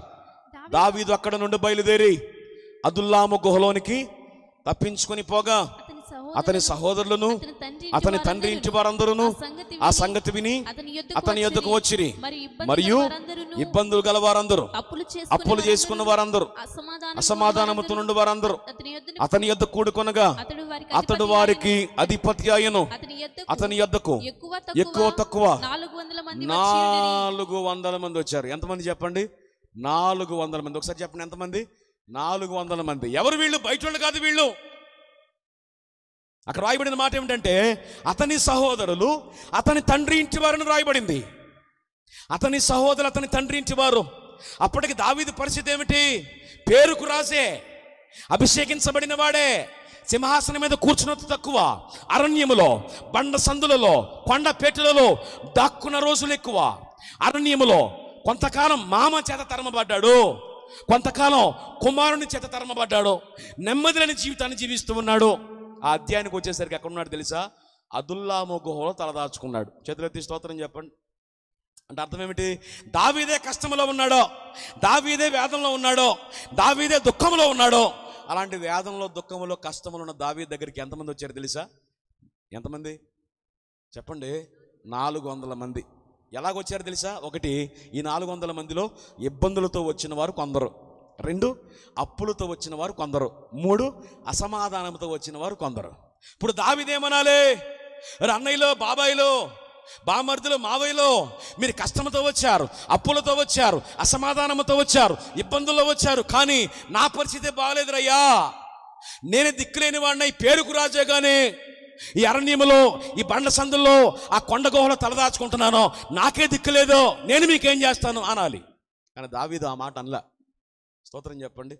దేవుని ప్రేమ కలిగిన వాడు గనక, దేవుని అభిషేకం పొందినవాడు గనక, రాజు లక్షణం కలిగిన వాడు గనక, ఒక రాజు ప్రజలకు సహాయం చేసేవాడుగా ఉండాలని ఎరిగినవాడు గనక, తన రక్త సంబంధులకు మొహం చాటేయకూడదని వాక్యం ఎరిగినవాడు గనక, తన దగ్గరకు వచ్చిన, అక్కరతో వచ్చిన, అవసరతతో వచ్చిన, వేదనతో వచ్చిన, ఇబ్బందితో వచ్చిన, అసమాధానంతో వచ్చిన వారికి ముఖం చాటేయకుండా ఇబ్బందుల్లో ఉన్న వారికి సహాయం చేశాడు, అసమాధానంతో ఉన్న వారికి సహాయం చేశాడు, అప్పుల్లో ఉన్న వారికి సహాయం చేశాడు.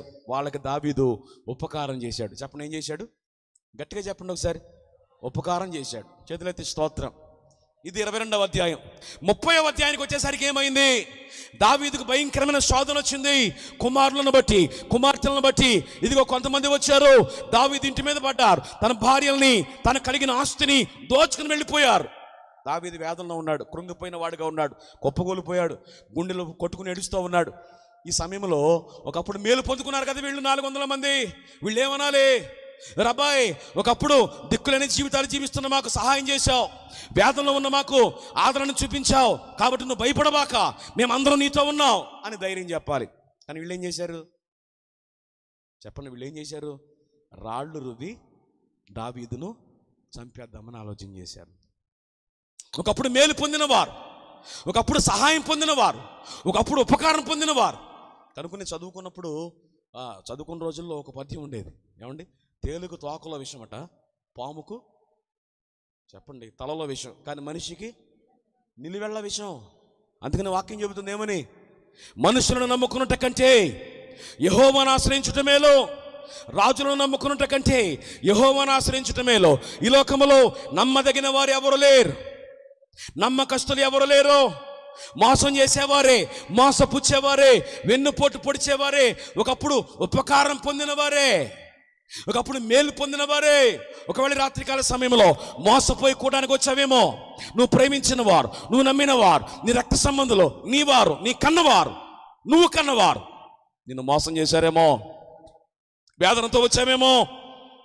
ఈ రాత్రి దేవుడు మాట్లాడుతున్నాడు. దావీదు జీవితంలో ఒకటి ఎగ్జాక్ట్లీ అదే జరిగింది. ఒకప్పుడు మేలు చేసిన వారు, మేలు పొందిన వారు మేలు చేయకపోగా దావీదుకు కీడు చేద్దామని ప్రయత్నం చేశారు. దావీదు కృంగిపోలేదు, దావీదు వేదన పడలేదు. కారణం, దావీదు ఆలోచనలు ఎప్పుడు మనుషులు లేరు, మనుషులు నమ్ముకున్నవాడు కాదు. కీర్తన గ్రంథం 20వ అధ్యాయం అంటాడు కదా, కొందరు గుర్రములను బట్టి, కొందరు రథములను బట్టి చేయబడతారు, కానీ మనమైతే మన దేవుడైన యెహోవాను బట్టి అతిశయపడదుము. వారు కృంగి నేల మీద పడిపోయారు, మనం ఎలాగున్నాం? చక్కగా ఉన్నాం. మనుషుల మీద ఆధారపడిన వాడు కదా దావీదు. అలా ఆధారపడిన వాడైతే తన తండ్రి తనకి ఏమండి అపకారం చేసినప్పుడు అన్నలందరినీ కూడా సౌలు దగ్గర సైనికులుగా రాజ్యంలో స్థిరపరిచినటువంటి తండ్రి యెషయి దావీదును మాత్రం చిన్న గొర్రెల మందనిచ్చి అరణ్యానికి పంపాడు. మనుషుల మీద ఆధారపడేవాడైతే ఆ రోజునే పంచాయతీకి ఇచ్చేవాడు తండ్రిని. మనుషుల మీద ఆధారపడేవాడైతే రాజుగారి చేతికి చేయి చాచేవాడు. మనుషుల మీద ఆధారపడిన వ్యక్తి కాదు దావీదు. దావీదు దేవుని మీద ఆధారపడిన వ్యక్తి. చేతులెత్తి స్తోత్రం చెప్పండి. దేవుని శక్తి ఎరిగిన వాడు, దేవుని మీద ఆధారపడిన వాడు. కనుకనే అక్కడ రాయబడిన మాట, మనుషులు తనకు కీడు చేసి వేదన కలిగించి ఇప్పటికే నష్టపోయాడు, ఇంకా నష్టం కలిగించేద్దామని చూసిన అయితే దావీదు తన దేవుడైన యెహోవాను బట్టి ఏం తెచ్చుకున్నాడు? ధైర్యం తెచ్చుకున్నాడు. చేతులెత్తి స్తోత్రం చెప్పండి. మరి ఇప్పుడు దావీదుకి ధైర్యం ఎవరు చెప్పండి? దావీదుకి ధైర్యం ఎవరు? మనుషులు కాదు, అతని బలం కాదు, అతని సింహాసనం కాదు, అతని ధనాగారం కాదు, అతని దగ్గర ఉన్న సైన్యం కాదు, మరెవరు? దేవుడే. చేతులెత్తి స్తోత్రం. హల్లెలూయా. అయితే ఇప్పుడు ఈ ధైర్యం ఎక్కడి నుంచి వస్తుంది? ఇది ఏదైనా కిరాణా కొట్టులోకి వెళ్ళి కొనుక్కునేటువంటి సరికా, కేజీల లెక్కన, లీటర్ల లెక్కన? లేదా ఇది ఏదైనా ఇంజక్షనా చేతికి పొడిపించేసుకోవడానికి? లేదా ఇది ఏదైనా సెలైనా చేతికి ఎక్కించుకోవడానికి? లేదా ఇది ఏమైనా మాత్ర, కాల్షియం ట్యాబ్లెటా, మల్టీవిటమిన్ ట్యాబ్లెట్లు మింగేయడానికి? కాదు. మరి ధైర్యం ఎక్కడి నుంచి వస్తుంది? చాలామందికి ధైర్యం బ్రాందీ షాప్కి వెళ్ళి బ్రాందీ తాగితే ధైర్యం చాలామందికి. కొంతమందికి సీరియళ్ళ ధైర్యం, కొంతమందికి సినిమాలు ధైర్యం, కొంతమందికి పనికిమాలిన సహవాసాలు ధైర్యం. చేతులెత్తి స్తోత్రం చెప్పండి. కొంతమందికి రాజకీయ పలుకుబడి, కొంతమందికి ధైర్యం, కొంతమందికి పదవి వ్యామోహం, అదొక ధైర్యం. ఈ ధైర్యాలన్నీ కూడా కాకతాళీయమే, నామకార్థమే. కానీ నిజమైన ధైర్యం ఎక్కడి నుంచి వస్తుందంటే, యోబు అంటాడు, నీ భక్తి నీకు, చెప్పండి, నీ భక్తి నీకు ధైర్యము పుట్టించదా? అంటే ధైర్యం ఎక్కడి నుంచి రావాలి? భక్తిలో నుంచి. అనండి ఒకసారి, భక్తి అనండి ఒకసారి. అందుకని తిమోతికి రాస్తూ పౌలు అన్నాడు కదా, పైకి భక్తి కలవారి వలె ఉండి దాని శక్తిని, అంటే భక్తిలో ఏముందండి? శక్తి అనండి గట్టిగా, పలది గట్టిగా చెప్పండి. ఈ రాత్రి ఆ మాట ఎవరైతే చెప్తారో ఆ శక్తి దేవుడు వారికి దయచేయునుగాక. భక్తిలో ఏముంది చెప్పండి? అది అలాంటి చెబుతారన్నమాట. మీరు చేతులెత్తి స్తోత్రం చెప్పండి, గట్టిగా చెప్పాలి. అంటే ప్రియులారా, మనకు ధైర్యం భక్తిలో ఉంది. అంటే ఎవరైతే యథార్థమైన భక్తి చేస్తారో, ఎవరైతే దేవుని సన్నిధిలో స్థిరంగా ఉంటారో, ఎవరైతే పొందిన రక్షణలో స్థిరంగా ఉండి పరిశుద్ధంగా కొనసాగుతారో, వాళ్ళ జీవితాల్లో ధైర్యం కలిగిన వారుగా ఉంటారు. దావీదు జీవితంలో ఎక్కడ చేశాడు భక్తి తెలుసా? ఎక్కడండి? అరణ్యంలో చేశాడండి భక్తి. ఈ రోజున దేవుని సేవకులు అబ్రహామయ్య గారు ఎంత చక్కని ఏర్పాట్లు, అద్భుతమైనటువంటి కృప కలిగినటువంటి స్థితిలో ఇవన్నీ మనకు సమకూర్చారు. వారు చేసిన ఏర్పాట్లలో దేవుని ఆరాధిస్తున్నాం మనం. కానీ అరణ్యంలో ఏమి ఏర్పాట్లు ఉంటాయి? అరణ్యం అంటేనే ప్రమాద స్థలం, అరణ్యం అంటేనే క్రూర మృగాలు తిరిగే చోటు, అరణ్యం అంటేనే విష సర్పాలు ఉండే స్థలం, అరణ్యం అంటేనే గజ్జి దొంగలు తిరిగేటువంటి ప్రాంతం. ఒక ప్రక్కన తన మందను కాపాడాలి, తాను కాపాడుకోవాలి. ఇక కళ్ళు మూసుకొని ప్రార్థన ఏం చేస్తాడు, పాట ఏం పాడతాడు, ఆరాధన ఏం చేస్తాడు. ఆరాధన కనువైన స్థలము అరణ్యం కాకపోయినా అరణ్యమునే ఆరాధన స్థలంగా మార్చేసిన భక్తిపరుడు దావీదు. స్తోత్రం చెప్పండి, గట్టిగా చెప్పాలి. వాస్తవంగా ప్రార్థన చేయకపోవడానికి, ఆరాధన చేయకపోవడానికి దావీదుకు ఒక సాకు ఉంది. ఏమిటి తెలుసా? అయ్యా, ప్రార్థన చేద్దామని ఉంది కానీ, ఆరాధన చేద్దామని ఉంది కానీ, నీకు తెలియదేముంది, అరణ్యం కదా ఇది. నేను గనక ఆరాధనలో కళ్ళు మూసుకుని ఉంటే ఈ లోపు నా ఈ గొర్రెల్లో ఏదైనా ఒక క్రోమలోకి ఎత్తుకుపోద్దేమో, కాబట్టి నేను పాడలేను ఆయన, నేను ప్రార్థన చేయలేను ఆయన, నేను ఆరాధన చేయలేను ఆయన, అర్థం చేసుకుని ఆయన అనొచ్చు. కానీ దేవుణ్ణి ఆరాధన చేయడానికి ఇప్పుడు దావీదు సాకులు చెప్పలేదు. ఆరాధన చేయటాన్ని అవకాశంగా తీసుకున్నాడు. ఆరాధన చేయడానికి కారణాలు వెతకలేదు. ఆరాధనను దావీదు దేవునికి దగ్గరయ్యాడు. దేవుని శక్తి జరిగినటువంటి స్థితికి వచ్చాడు. దేవుని మనసుని అర్థం చేసుకున్న స్థాయికి వచ్చాడు. కనుకనే దేవుడు దావీదుని గురించి ఇచ్చిన సాక్ష్యంలో ఒక మాట, దావీదు నా హృదయానుసారుడు, అతడు నా ఉద్దేశములన్నీ కూడా నెరవేర్చగలిగిన వాడు. చేతులెత్తి స్తోత్రం చెప్పండి. హల్లెలూయా. దావీదు జీవితంలో మనుషులు మోసం చేశారు, మనుషులు కిడి చేసే ప్రయత్నం చేశారు, మనుషులు తరిమే ప్రయత్నం చేశారు, మనుషులు నష్టపరిచారు, మనుషులు కిడి చేద్దామనుకున్నారు, ప్రాణమే తెద్దామనుకున్నారు. కానీ మనుషులు నమ్ముకున్నాడు కాదు, అధికారులు నమ్ముకున్నాడు కాదు, తన సామర్థ్యాన్ని నమ్ముకున్నాడు కాదు, జ్ఞానాన్ని నమ్ముకోలేదు. ఎవరు నమ్ముకున్నాడు? చెప్పాలి గట్టిగా, దేవుణ్ణి నమ్ముకున్నాడు.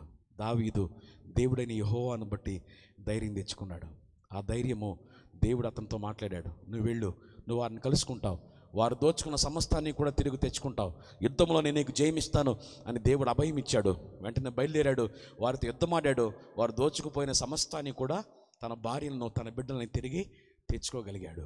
చేతులెత్తి స్తోత్రం చెప్పండి. చంపేద్దామని చూస్తున్న మనుషుల ముందే దేవుడు దావీదుకు గొప్ప జయాన్ని ఇచ్చాడు.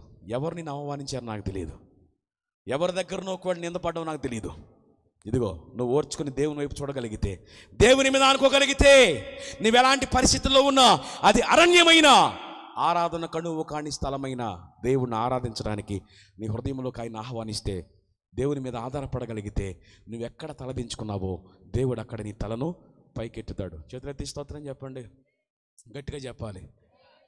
తీసివేసిన రాయట మూలకు తలరాయట. వాడిలో ఒంటరైన వాడు 10 వందలగుతాడు. చేతులెత్తి స్తోత్రం చెప్పండి, గట్టిగా చెప్పాలి. యెహోవా మన పక్షమున ఉండగా మనకు విరోధి ఎవడు? దావీదు యథార్థమైన భక్తి, దావీదు దేవునితో చేసిన సహవాసం. దావీదు అంటాడు కదా, యెహోవా నా వ్రేళ్లకు ఏమి నేర్పించాడు? యుద్ధం నేర్పించాడు. దావీదు దేవుని కొరకు సితారా వాయించగలిగిన అనుభవానికి నైపుణ్యత కలిగిన వాడు. దావీదు దేవుని కొరకు రాయగలిగిన వాడు, దేవుని కొరకు పాడగలిగిన వాడు, దేవుణ్ణి ఆరాధించగలిగిన వాడు, కనుకునే దేవుని శక్తి ఎరిగిన వాడు కదా. సౌలు దగ్గరికి వెళ్ళినప్పుడు అంటాడుగా, రాజా ఈ సున్నతులేని ఫిలిష్తీయుని చూస్తున్నావు కానీ ఇదిగో నా తండ్రి మందను నేను అరణ్యములో మేపుతుండగా బాలుడనైన నేను సింహాన్ని చీల్చేశా, ఎలుగు బంటును తరిమి చంపా.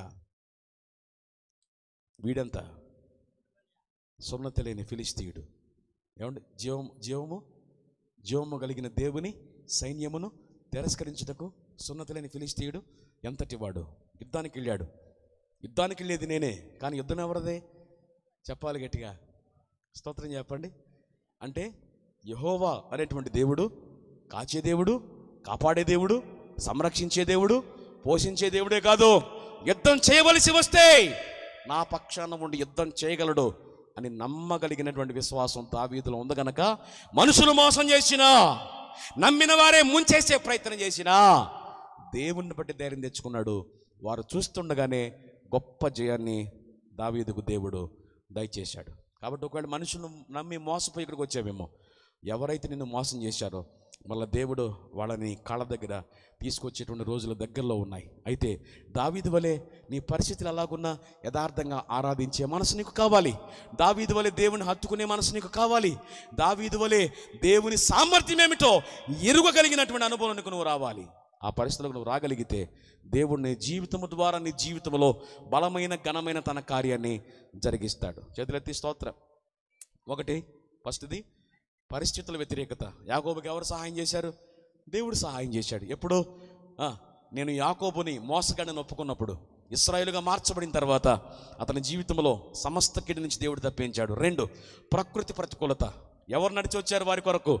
యేసయ్య నడిచి వచ్చాడు.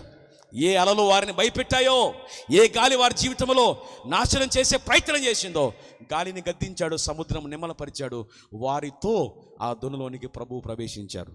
నెంబర్ 3 మనుష్యుల ప్రతికూలత. మనుషులందరూ వ్యతిరేకమైపోయారు దావీదు జీవితంలో, కానీ దావీదు పక్షాన దేవుడు ఉన్నాడు. కారణం, దావీదు దేవుణ్ణి యథార్థంగా ఆరాధించాడు. అరణ్యమైన అంతఃపురమైన ఆరాధన మారలేదు, స్తుతి మారలేదు, స్థితి మారిన స్తుతి మారలేదు. కనుకనే దావీదు పక్షాన దేవుడు ఉన్నాడు, అనేక విజయాలు దయచేశాడు. చేతులెత్తి స్తోత్రం చెప్పండి. ఇక ఆఖరి చివరి పాయింట్ నేను చెప్పి నా భాగాన్ని నేను ముగిస్తాను.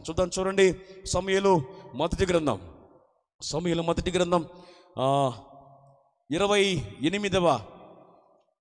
15వ అధ్యాయం. సమూయేలు మొదటి గ్రంథం 28వ అధ్యాయం 15వ వచనం. 28:15.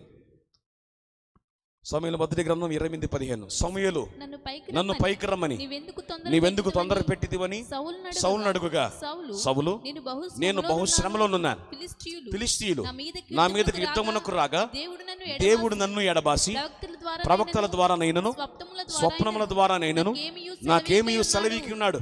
కాబట్టి నేను చేయవలసిన దానిని నాతో తెలియ చెప్పుటకై నిన్ను పిలిపించుతున్నా నేను. 16వ వచనం. అందుకు సమూయేలు, యెహోవా నిన్ను ఎడబాసి నీకు పగవాడు కాగా నన్ను అడుగుట వలన ప్రయోజనమేమి? చాలు ప్రియులారా, ఇక్కడ ఒక వ్యక్తి మనకు కనబడుతున్నాడు. ఆ వ్యక్తి పేరు సౌలు. అనండి ఒకసారి గట్టిగా, పల్లది గట్టిగా చెప్పవచ్చు. సౌలు. ఎవరు ఈ సౌలు? కీషు కుమారుడు అని వాక్యము వ్రాయబడింది. ఏమిటి అతని చరిత్ర? ఈ వచ్చిన భాగంలో మనం చూస్తున్నాం.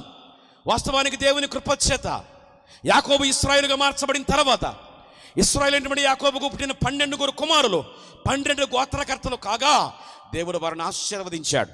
ఒక పెద్ద గొప్ప జనమైపోయారు వారు. ఆ జనమును ఏలడానికి దేవుడు గతంలో ప్రవక్తలను పెట్టాడు, యాజకులను పెట్టాడు. ఆ క్రమంలోనే న్యాయాధిపతులు వచ్చారు. న్యాయాధిపతుల కాలము ముగింపుకు వచ్చింది. ఇశ్రాయేలీయులకు చివరి న్యాయాధిపతి ఎవరు అంటే సమూయేలు. చేతులెత్తి స్తోత్రం. ఈ సమూయేలు కాలంలో దేవుని ప్రజలు వినాలి, చివరికి వచ్చాం, జాగ్రత్తగా వినాలి, ఇది ప్రాముఖ్యమైన మాట.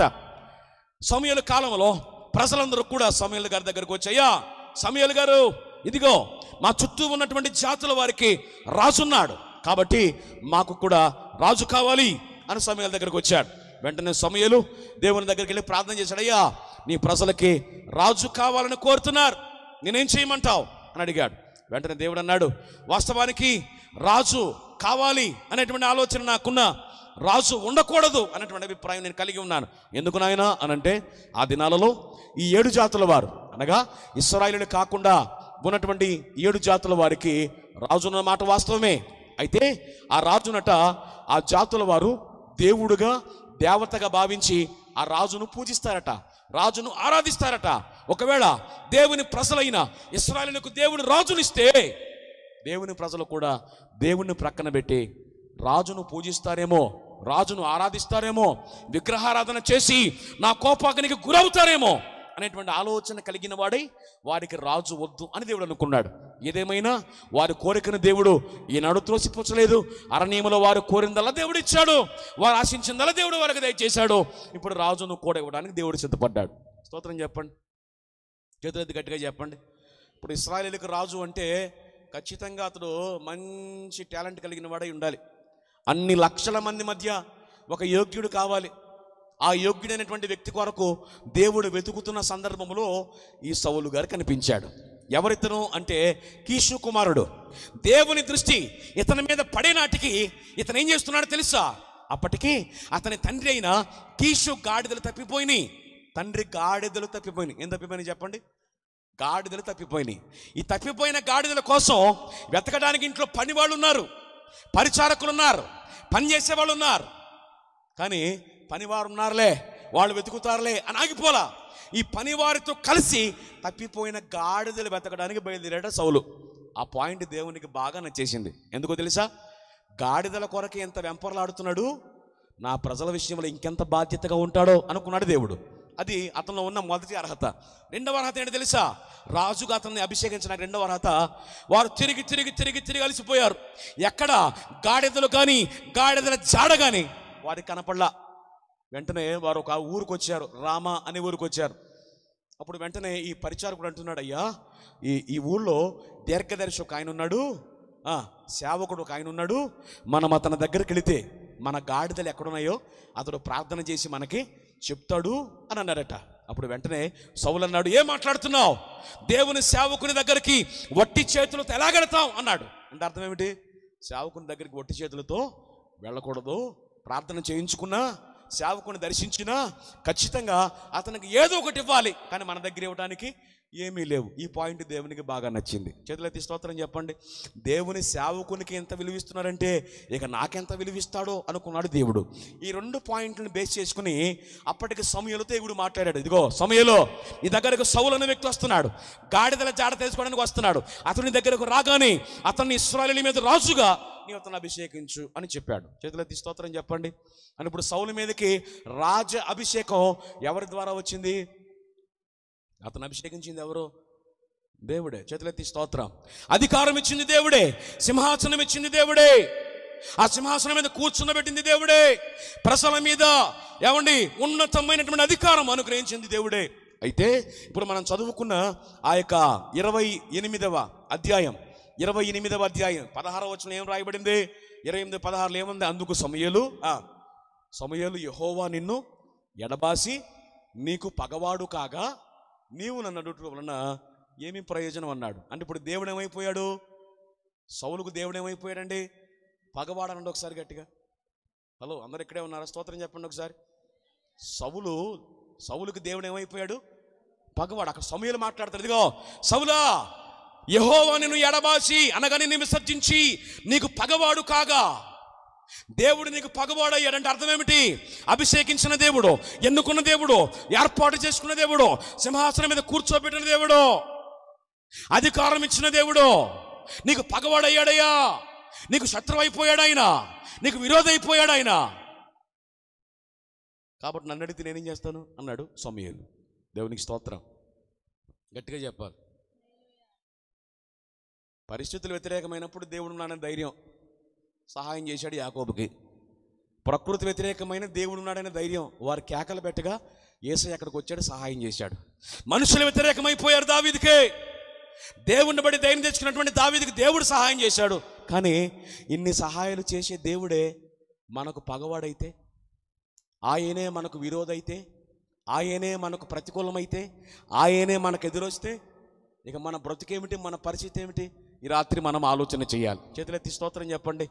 ఈ 3 ప్రతికూలతల మధ్య సహాయం చేసే దేవుడే పగవాడైతే, ప్రతికూలమైతే, నీకు నీ భక్తి జీవితానికి, నీ ప్రవర్తనకి, నీ కుటుంబానికి విరోధైతే ఈ లోకంలో మనకు ఎవరు సహాయం చేస్తారు? ఏ సీఎం సహాయం చేస్తే అవుతుంది? ఏ మంత్రి సహాయం చేస్తే అవుతుంది? ఏమండి అవుతుందా? అవదు. ఇప్పుడు సౌలు జీవితం దగ్గరికి వద్దాం. అభిషేకించిన దేవుడే, అధికారం ఇచ్చిన దేవుడే, సింహాసనం మీద కూర్చోబెట్టిన దేవుడే ఎందుకు పగవాడయ్యాడు అని ఆలోచన చేస్తే సౌలు జీవితంలో 5 పనికి మాలిన లక్షణాలు ఉన్నాయి. ఎన్ని చెప్పండి ఒకసారి, గట్టిగా చెప్పండి. మరి వాస్తవంగా ఈ 5 పట్టుకుంటే మనకు గంటన్నర కొట్టచ్చు. మరి తేమదు. ఫస్ట్ రోజు ఇలా అయితే తేడా వచ్చేది. ప్రభు కృపను బట్టి దేవుడు మనకి చక్కని కృపనిచ్చాడు. స్తోత్రం చెప్పండి. పర్లేదు, గట్టిగా చెప్పవచ్చు. బాగా డీప్గా వెళ్ళి మాట్లాడిన కానీ పైన టచ్ చేస్తా. అతనిలో ఉన్నటువంటి 5 స్వభావాలు. ఈ రాత్రి ఈ 5 స్వభావాలు కనుక ఈ కూటంలో పాలు పొంది నీ బ్రతుకులో ఉంటే నేను అంటాను, సౌలుకే కాదు పగవాడు, ఈ రాత్రి నీకు కూడా ఆయన పగవాడు. పరిస్థితుల ప్రతికూలతలో విడిపించిన దేవుడు, ప్రకృతి ప్రతికూలతలు విడిపించిన దేవుడు, మనుషుల ప్రతికూలతలో సహాయం చేసిన దేవుడు పగవాడైతే ఇక మనకు దిక్కు లేదు ఈ లోకంలో. ఎప్పుడు దేవుడు పగవాడవుతాడు, ఎవరికైనా పగవాడవుతాడు అని అంటే సౌలు జీవితంలో 5 పనికి మన లక్షణాలు ఉన్నాయి. నెంబర్ 1, 1 సౌలు అవిధేయుడు అనండి. ఒకసారి పలది గట్టిగా చెప్పొచ్చు. వినపట్ల నాకు కొంచెం గట్టిగా చెప్పండి. అది చూడండి. మొదటి సమూయేలు గ్రంథం 15వ అధ్యాయం 22వ వచనం. 15:22. అందుకు సమూయేలు తాను సెలవిచ్చిన ఆజ్ఞను ఒకడు గైకొనడం వలన యెహోవా సంతోషించినట్లు ఒకడు దహన బలులను అర్పించడం వలన ఆయన సంతోషించిన. ఆలోచించుము, బలులు అర్పించుట కంటే ఆజ్ఞ గైకొనుట, పొట్టేళ్ల క్రొవ్వు అర్పించుట కంటే మాట వినుట శ్రేష్టం అంట. ఇప్పుడు ఎంత ఉపదేశం ఎవరెవరికి చెప్తున్నాడు తెలుసా? సమూయేలు సౌలుకు చెప్తున్నాడు. నానా బాబు సౌలు, గాడిదల వెంట తిరిగేవాడరు నువ్వు, గాడిదల కోసం వెంపర్లాడిన వ్యక్తిని. అలాంటిది ఇన్ని లక్షల మంది ఇశ్రాయేలీలో ఉన్నా, ఇన్ని లక్షల మందిలో పోటుగాళ్ళున్నా, బలశాలున్నా, సామర్థ్యం కలిగిన వారున్నా, వాళ్ళందరినీ కాదని దేవుడు నీకే ఎందుకు ఇచ్చాడు తెలుసా? నువ్వు లోబడతావని. వినాలి, నన్ను చూడాలి. నువ్వు లోబడతావని, నువ్వు ఆయన మాట వింటావని, ఆయన ఆజ్ఞ ప్రకారంగా నడుస్తావని నీకు అధికారం ఇచ్చాడు. కానీ నువ్వేం చేశావు? బలులు అర్పించడానికి శాపగ్రస్తమైన వాటిని పోగేశావు. బలి అర్పించుట కంటే ఏది శ్రేష్టం? ఏముందండి అక్కడ? మాట వినుట. ఈ మాట నాతో చెప్పండి. మాట వినుట శ్రేష్టం అనండి ఒకసారి. ఎవరి మాట? దేవుని మాట. ఎవరి మాట? సేవకుని మాట. ఎవరి మాట? వాక్యమునితో మాట్లాడుతుండగా. చేతులెత్తి స్తోత్రం. అంటే ఈ రోజున అర్పణ విషయంలో, కానుకల విషయంలో, పరిచర్య విషయంలో ఏదో ఎరగదీసేస్తాను అనుకుంటున్నాం. కానీ వీటన్నిటికన్నా అవి కూడా శ్రేష్టమైనవి. కానీ వాటికంటే ప్రాముఖ్యమైనది దేవునికి లోబడేవాళ్ళు కావాలి, మాట వినేవాళ్ళు కావాలి, ఆయన ఆజ్ఞ ప్రకారంగా నడిచేవాళ్ళు కావాలి. అలా నడుస్తాడని ఇతను అభిషేకించాడు. కానీ ఇతను ఏమి లేదు, ఆ లక్షణం లేదు. అంటే ఇప్పుడు ఎవరికైనా పగవాడు? మాట వినని వారికైనా పగవాడు. చేతులెత్తి స్తోత్రం చెప్పండి. 19 సంవత్సరముల నుంచి గడిచిన 18 సంవత్సరములు ఈ ప్రాంతంలో సువార్త విస్తారముగా ప్రకటించబడుతూ ఉన్నా మాట చెవిన పెట్టకుండా, సంవత్సరం బాప్తిస్మం తీసుకోకుండా దాటే చూస్తున్న వారికి ఆయన పగవాడు. చేతులెత్తి స్తోత్రం. హల్లెలూయా. కృపకాలంలో ఉన్నాం. ఈ కృప ఎంతకాలం ఉంటుందో తెలియదు. కృప ఉంది కాబట్టి దేవుని సన్నిధిలో వాక్యం తెలియదా తెలుసు. మర్మయుక్తమైన సందేశాలు వింటున్నావు, అభిషక్తులైన సేవకుల సమక్షంలో వాక్యంలో పెరుగుతున్నావు. కానీ రక్షణ పొందడానికి, బాప్తిసం తీసుకోవడానికి వెనకడిగేస్తున్నావు. అంటే అర్థమేంటి తెలుసా? వింటున్నావు కానీ లోబడే స్వభావం నీలో లేదు. అలాంటివి నీ స్వభావానికి ఆయన పగవాడు. స్తోత్రం చెప్పండి. ఇంతగా దేవుడు చెప్పిన పని ఏమిటి, సౌలు చేసిన పని ఏమిటంటే, ఒకప్పుడు ఇశ్రాయేలీయులు అరణ్యములో నుండి కనాను యాత్ర వెళుతున్నప్పుడు వారు మార్గాయసము చేత వెనకబడిపోయినటువంటి కొందరినట అమాలేకీయులు వెంటబడి చంపేశారట. అది సౌలు కారణకు వచ్చేసరికి దేవుడు జ్ఞాపకం వచ్చి, దానికి కూడా ఒక మర్మం ఉంది. దేవుడు సౌలుని ఎందుకని అమాలేకీ మీదకి పంపించాడు, ఆ మర్మం ఉంది. ఆ మర్మం చివరిలో చెప్తాను నేను. అమాలేకుల దగ్గరికి వెళ్ళి అన్నాడు, ఇదిగో అమాలేకు కలిగిన సమస్తాన్ని, బలిసిన మొదలుకొని బక్క చిక్కిపోయిన వాటి వరకు దేన్ని బతకనివ్వద్దు, మొత్తం నిర్మూలన చేసినామని పంపించాడు. స్తోత్రం చెప్పండి. మనోడు ఏం చేశాడు, ప్రజల మాట విని బక్క వాటిని, పనికిరాని వాటిని నరికేశాడు, చంపేశాడు. బలిసిన వాటిని పోగేసి పట్టుకొస్తున్నాడు. అంటే దేవుడు చెప్పింది ఒకటి, అతడు చేసింది ఒకటి. చేతులెత్తి స్తోత్రం చెప్పండి. ఆ అమాలేకీయులకు రాజుగా ఉన్న అగగు అనే వ్యక్తిని చంపాలి, కానీ రాజును చంపలా, బంధించి పట్టుకొస్తున్నాడు. దేవుడు చేయమన్నది చెయ్యలా, దేవుడు వెళ్ళమన్న మార్గంలో వెళ్ళలా, దేవుని ఆజ్ఞ ప్రకారంగా జీవించలా.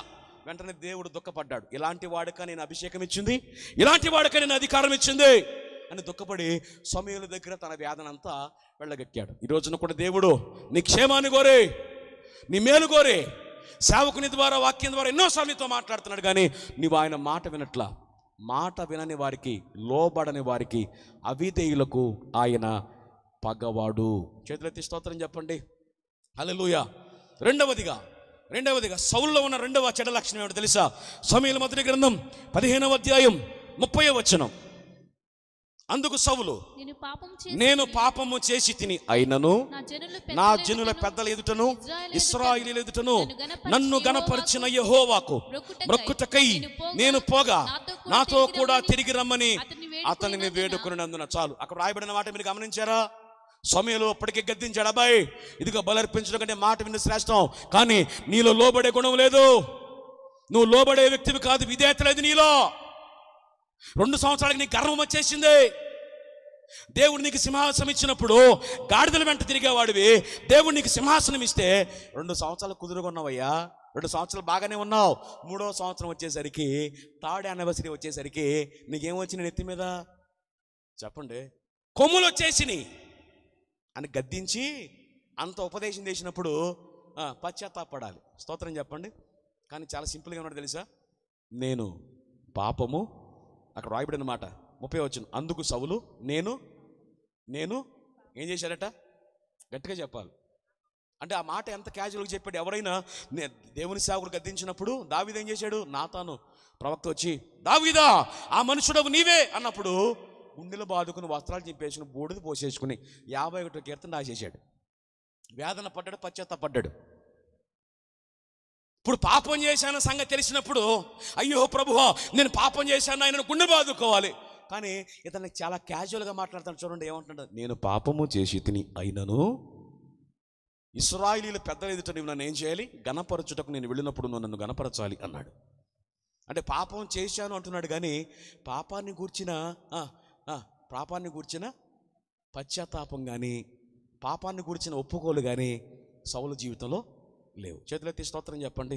ఈ రోజున కూడా అనేక మంది భయంకరమైన వ్యసనాలకి బానిసలై అటు లోకముతో విజ్జోడుగా ఉండి లోకములో చేయకూడని కార్యాలను చేసి కూడా ఆరాధన క్రమంలో పాలు పొందే భక్తులు చాలామంది ఉన్నారు. చాలా సీక్రెసీని, ప్రైవసీ లైఫ్ని మెయింటైన్ చేసేవారు ఉన్నారు. ఫోన్ ఉన్నది ఒక్కటే కానీ దానికి 90 లాకులు పెడతావు. ప్రైవసీ ఇవాళ చాలామంది జీవితాల్లో సీక్రెసీ మెయింటైన్ చేసే పరిస్థితులు ఎక్కువైపోయినాయి.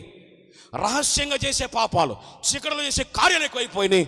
దాని గురించి దేవుడితో మాట్లాడుతున్నా వాటిని గూర్చి పశ్చాత్తాపడకపోగా, ఒప్పుకోకపోగా దాన్ని కొనసాగిస్తూ ఏమీ చేయనట్లుగా నటించే భక్తులున్నారు చూసారా? వారే పాపము చేస్తూ ఒప్పుకొనివారు, వారికి దేవుడు పగవాడు. స్తోత్రం చెప్పండి. నువ్వు ఎంత దాచినా రహస్యమందు చేయబడినటువంటి పాపాలన్నీ ఒక రోజున మిద్దెల మీద ప్రకటించబడే రోజు ఒకటి రాబోతా ఉంది. అతిక్రమములు దాచిపెట్టువాడు వాటిని ఒప్పుకొని విడిచిపెట్టువాని కనికరం. నేను పాపినని ఎవరైతే ఒప్పుకుంటారో వారి కొరకు దిగి వస్తాడు ఆయన. పాపిని ప్రేమిస్తాడు, పాపాన్ని ద్వేషిస్తాడు ఆయన. కానీ ఈ రోజున ఆయన ద్వేషించే పాపాన్ని కలిగి, ప్రభువా నన్ను ప్రేమించిన ఆయన, ప్రభువా నాకు సహాయం చేయను ఆయన, ప్రభువా నన్ను కనికరించిన ఆయన, నాకు స్వస్థత ఆయన అంటే రాదు. నీ పాపములు ఒప్పుకోకుండా, క్షమింపబడకుండా నీకు స్వస్థత రాదు, నీకు మేలు జరగదు. మీకా గ్రంథంలో ఒక అద్భుతమైన మాట ఉంటుంది.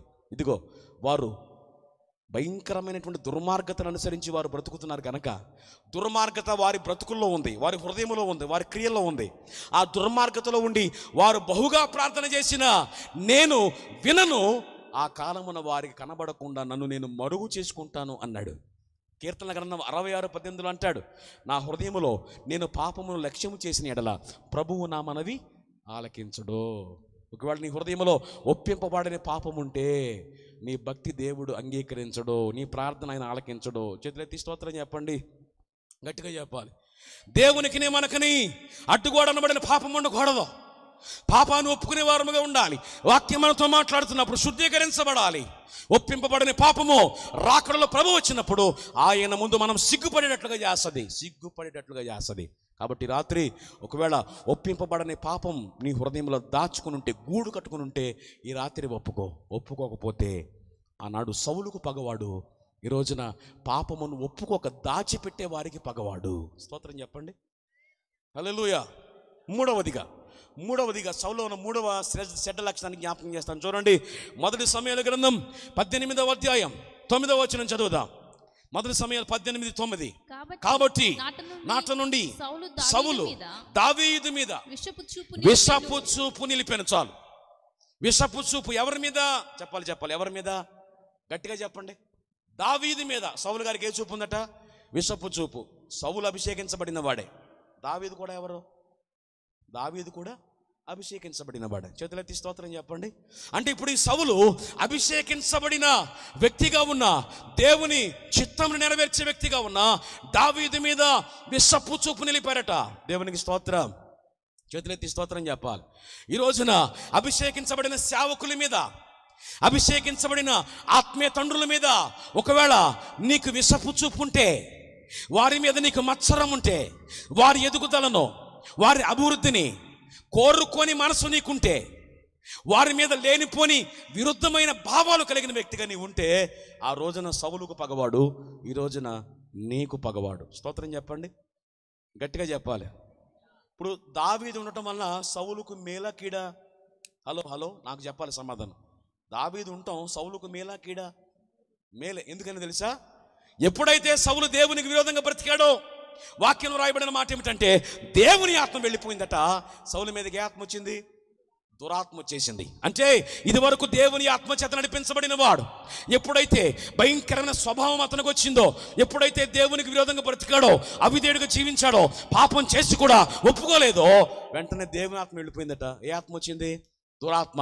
ఈ దురాత్మ ఎత్తకు వచ్చినప్పుడల్లా భయంకరంగా కొట్టబడేవాడట, భయంకరంగా వేదనకు గురయ్యేవాడట. ఈ దురాత్మ అతని మీద నుంచి పోవాలంటే ఎవరు రావాలి? సితార పట్టుకుని ఎవరు రావాలి? దావీదు రావాలి. ఎందుకు రావాలి దావీదు? దావీదు వచ్చి సౌలు ముందు నిలబడి ఆ సితార వాయిస్తూ పాట పాడితే సౌలు మీద పనిచేస్తున్న దురాత్మ సౌలుని విడిచిపెట్టి, చెప్పండి గట్టిగా, వెళ్ళిపోయేది. అంటే ఇప్పుడు దావీదు ఉండటం వల్ల ఎవరికి మేలు? సౌలుకే మేలు. అంటే ఇప్పుడు సౌలు చేసే పని ఏంటి తెలుసా? ఏమండి, కొమ్మ మీద కూర్చుని ఎవడైనా కొమ్మ నరికితే వాడిని ఏమంటాం మనం? మూర్ఖుడు అంటాం. చెప్పండి, ఏమంటాం? కూర్చున్న కొమ్మను ఎవరు నరుక్కుంటారా? దావీదు ఉన్నది ఎవరి కోసం? నీ కోసమే. అభిషేకించబడిన సేవకుడు ఎవరి కోసం పెట్టాడు? ఇక్కడ నీ కోసం పెట్టాడు, నీ కుటుంబం కోసం పెట్టాడు, నీ గ్రామం కోసం పెట్టాడు. సేవకుడు ఉండుట నీకు శ్రేష్టం, సేవకుడు ఉండుట నీకు సంతోషం, సేవకుడు ఉండుట నీకు విడుదల, సేవకుడు ఉండుట నీకు ఆశీర్వాదం, సేవకుడు ఉండుట నీకు శ్రేష్టమైన పరలోకానికి కావలసిన పరిపూర్ణ సిద్ధపాటు దేవుడు సేవకుడు ద్వారా ఇస్తాడు. అలాంటి సేవకుల మీద మనకి ఏ చూపు ఉండకూడదు? చెప్పాలి. విషపు చూపు ఉండకూడదు. పిలువబడిన సేవకుడు, దేవుని చేత వాడబడుతున్న సేవకుడు, ఒక సేవకుడు ఒక ప్రాంతానికి కట్టుబట్టలతో వచ్చి ఇటు శ్రేష్టమైన అభివృద్ధి కనబడుతుందంటే ఇది ఒక్కటి చాలు. దేవుడి సేవకుని ఎన్నుకున్నాడు, వాడుకున్నాడు, అభిషేకించాడని చెప్పడానికి, అభిషేకించబడ్డాడని చెప్పడానికి ఇది ఒక చాలు. ఇక్కడ జరుగుతున్న పరిచర్య చాలు, దేవుడిచ్చిన బ్రాంచులు చాలు, వారికి ఇచ్చిన కుమారులు కుమార్తెలు దేవుని కొరకు వాడబడుతున్న విధానమే సాక్ష్యం ఇస్తుంది. అలాంటి సేవకులతో కలిసి వెళ్ళాలి కానీ అలాంటి సేవకులకు ఎదురు ఎదురు వెళ్ళకూడదు. సౌలు ఆ విషయాన్ని గుర్తించలేకపోయాడు. అయ్యో, సౌలు దావీదు ఉన్నట్టు నా మేలు కోసమే కదా, దావీదు ఉన్నాడు కాబట్టి నా మీదకి వస్తున్న దురాత్మ వెళ్ళిపోతుంది. అయ్యా, దావీదు నువ్వు బాగుండాలి నాన్న, నువ్వు క్షేమంగా ఉండాలి, నువ్వు ఆరోగ్యంగా ఉండాలి అని అనవలసిన వాడు అప్పుడే విడుదల పొందుకుంటున్నాడు, అప్పుడే బాణం వేస్తున్నాడు, అప్పుడే విడుదల పొందుకుంటున్నాడు, అప్పుడే కత్తి విసురుతున్నాడు. స్తోత్రం చెప్పండి, గట్టిగా చెప్పాలి. కాబట్టి పిల్లరా, అభిషేకించబడిన వారి మీద విషపు చూపుంటే సేవకుని మీద కానీ, జరుగుతున్న సేవ మీద కానీ, జరుగుతున్న కార్యక్రమాల మీద కానీ ఐక్యముతో సహకరించి ముందుకెళ్ళే ప్రయత్నం చేయాలి. కానీ ఎదురెళ్ళే ప్రయత్నం చేస్తే సేవకునికి, అభిషేకించబడి పిలుపులో ఉన్న సేవకునికి ఎదురెళ్ళినటువంటి కుటుంబాలు, నా బ్రతుకులో నేను పుట్టినది మొదలుకొని ఇప్పటి వరకు చిన్నాభిన్నమై విచ్ఛిన్నమైపోయిన కుటుంబాలు నా కళ్ళ ముందు కనపడ్డాయి తప్ప బాగుపడిన వారు ఎక్కడా కూడా కనపడలేదు, చరిత్రలో కూడా లేదు. స్తోత్రం చెప్పండి. అది కాబట్టి అలాంటి స్వభావం కలిగి ఉంటే, అభిషేకించబడిన వారి మీద విషపు చూపు ఉంటే వారికి ఆయన పగవాడు. 4వది జ్ఞాపకం చేస్తాను చూడండి. 4వదిగా 28వ అధ్యాయం 8వ వచనం, మొదటి సమూయేలు గ్రంథం 28:8. కాబట్టి సౌలు మారు వేషము ధరించి వేరు బట్టలు తొడుగుకొని ఇద్దరు మనుషులను వెంటబెట్టుకొని పోయి రాత్రి వేళ ఆ స్త్రీ వద్దకు వచ్చి కర్ణ పిశాచము ద్వారా నాకు శకునము చెప్పి నాతో మాట్లాడుటకై నేను నీతో చెప్పిన వారిని రప్పించమని కోరగా ఆ స్త్రీ, ఇదిగో సౌలు చేయించినది నీకు తెలిసినది కాదా? కర్ణ పిశాచము గలవారిని, చిల్లంగి వారిని అతడు దేశములో ఉండకుండా నిర్మూలము చేసిను కదా. నీవు నా ప్రాణము కొరకు ఉరియొగ్గి నాకు మరణవేళ రప్పింతువని అని. చాలు. 4వ లక్ష్యం ఏంటి తెలుసా? ఏదైతే ఒకప్పుడు విడిచిపెట్టాడో, ఏదైతే ఒకప్పుడు నిర్మూలన చేశాడో, ఏదైతే ఒకప్పుడు రాజ్యంలో ఉండకూడదని ఆజ్ఞ జారీ చేశాడో దాని దగ్గరకే ఎలా వెళ్ళాడు తెలుసా? చెప్పండి, ఎలా వెళ్ళాడు తెలుసా? ముసుగేసుకుని. అనండి ఒకసారి, చెప్పండి గట్టిగా. ముసుగేసుకున్నామంటే అర్థం ఏమిటి? ఏదో చేయకూడని కార్యం. ఇప్పుడు మొహం ఎప్పుడు దాచుకుంటాం మనం? ఎవరికి కనపడకూడదని దాచుకుంటాం. ఎప్పుడు దాచుకుంటాం? చేయకూడని వ్యవహారం ఏదో తలపెట్టామని అర్థం.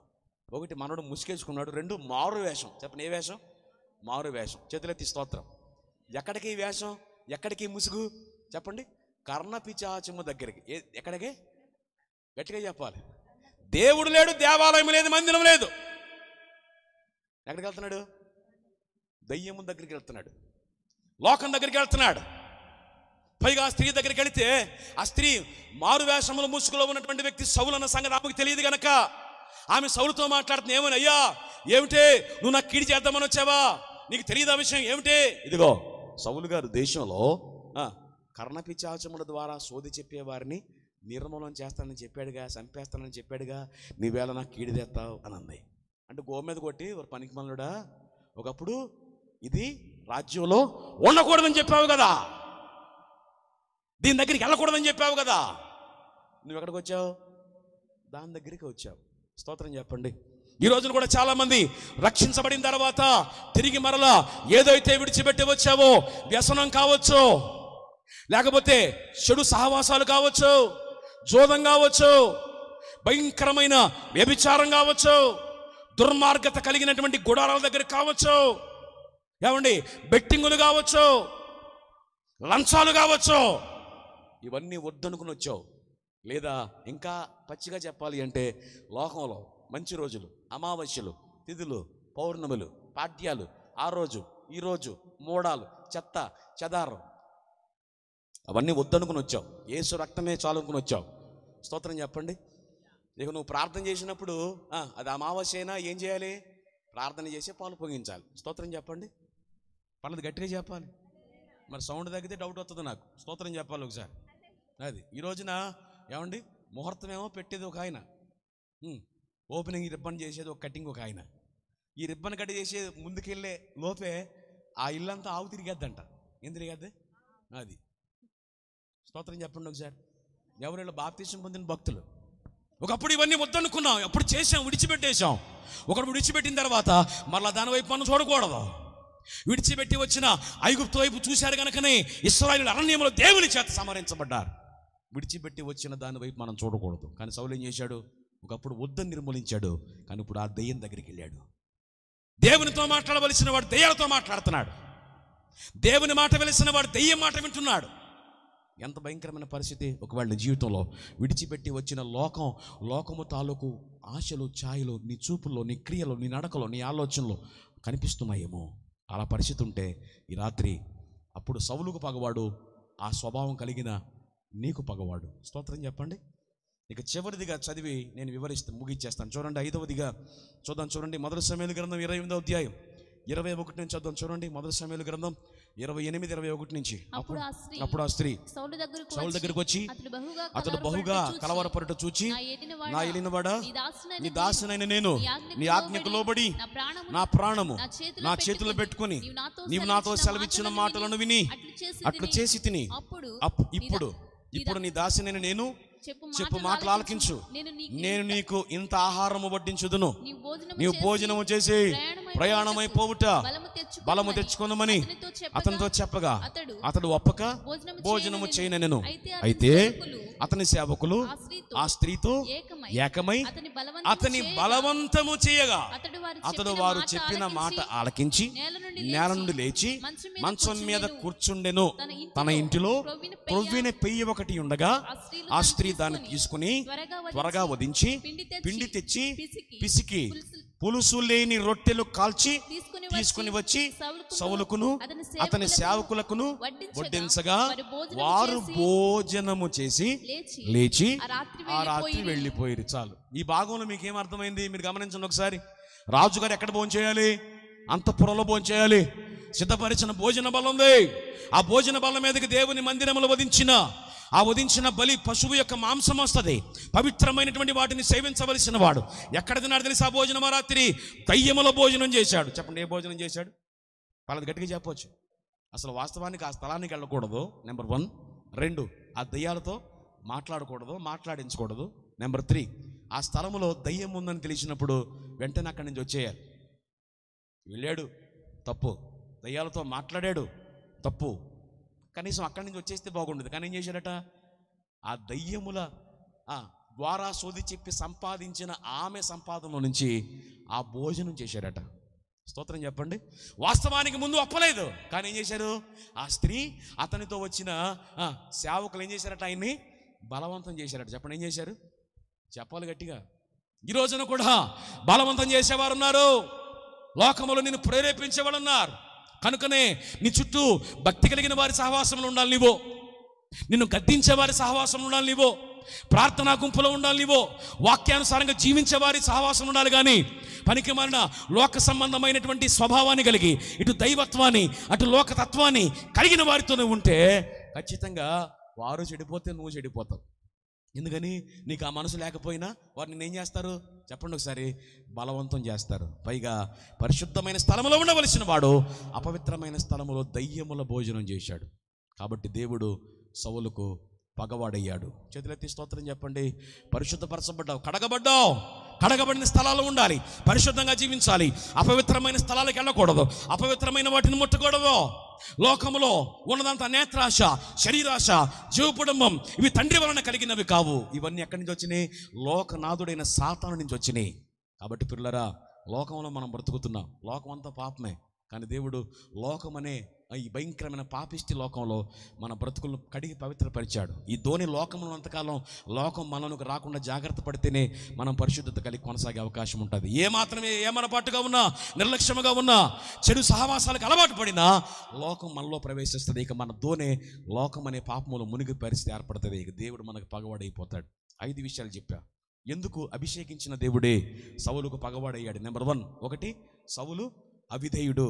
2 సౌలు పాపము చేశాడు కానీ పశ్చాత్తాపంతో పాపాన్ని ఒప్పుకోలేదు. నెంబర్ 3 సౌలు అభిషేకించబడిన వారి మీద ఏ చూపు నిలిపాడు? విషపు చూపు. నెంబర్ 4 విడిచిపెట్టి వచ్చిన పనికి మన లోకములో ఉన్నటువంటి వాటిపై పరుగులు తీశాడు. నెంబర్ 5 దయ్యముల భోజనం చేశాడు. ఈ 5 లక్షణాలు దేవుడు అభిషేకించాడు, దేవుడు అధికారం ఇచ్చాడు, దేవుడు సింహాసనం ఇచ్చాడు. ఆ దేవుడే సౌలుకి ఏమైపోయాడు? చెప్పాలి, పగవాడైపోయాడు. చేతులెత్తి స్తోత్రం చెప్పండి.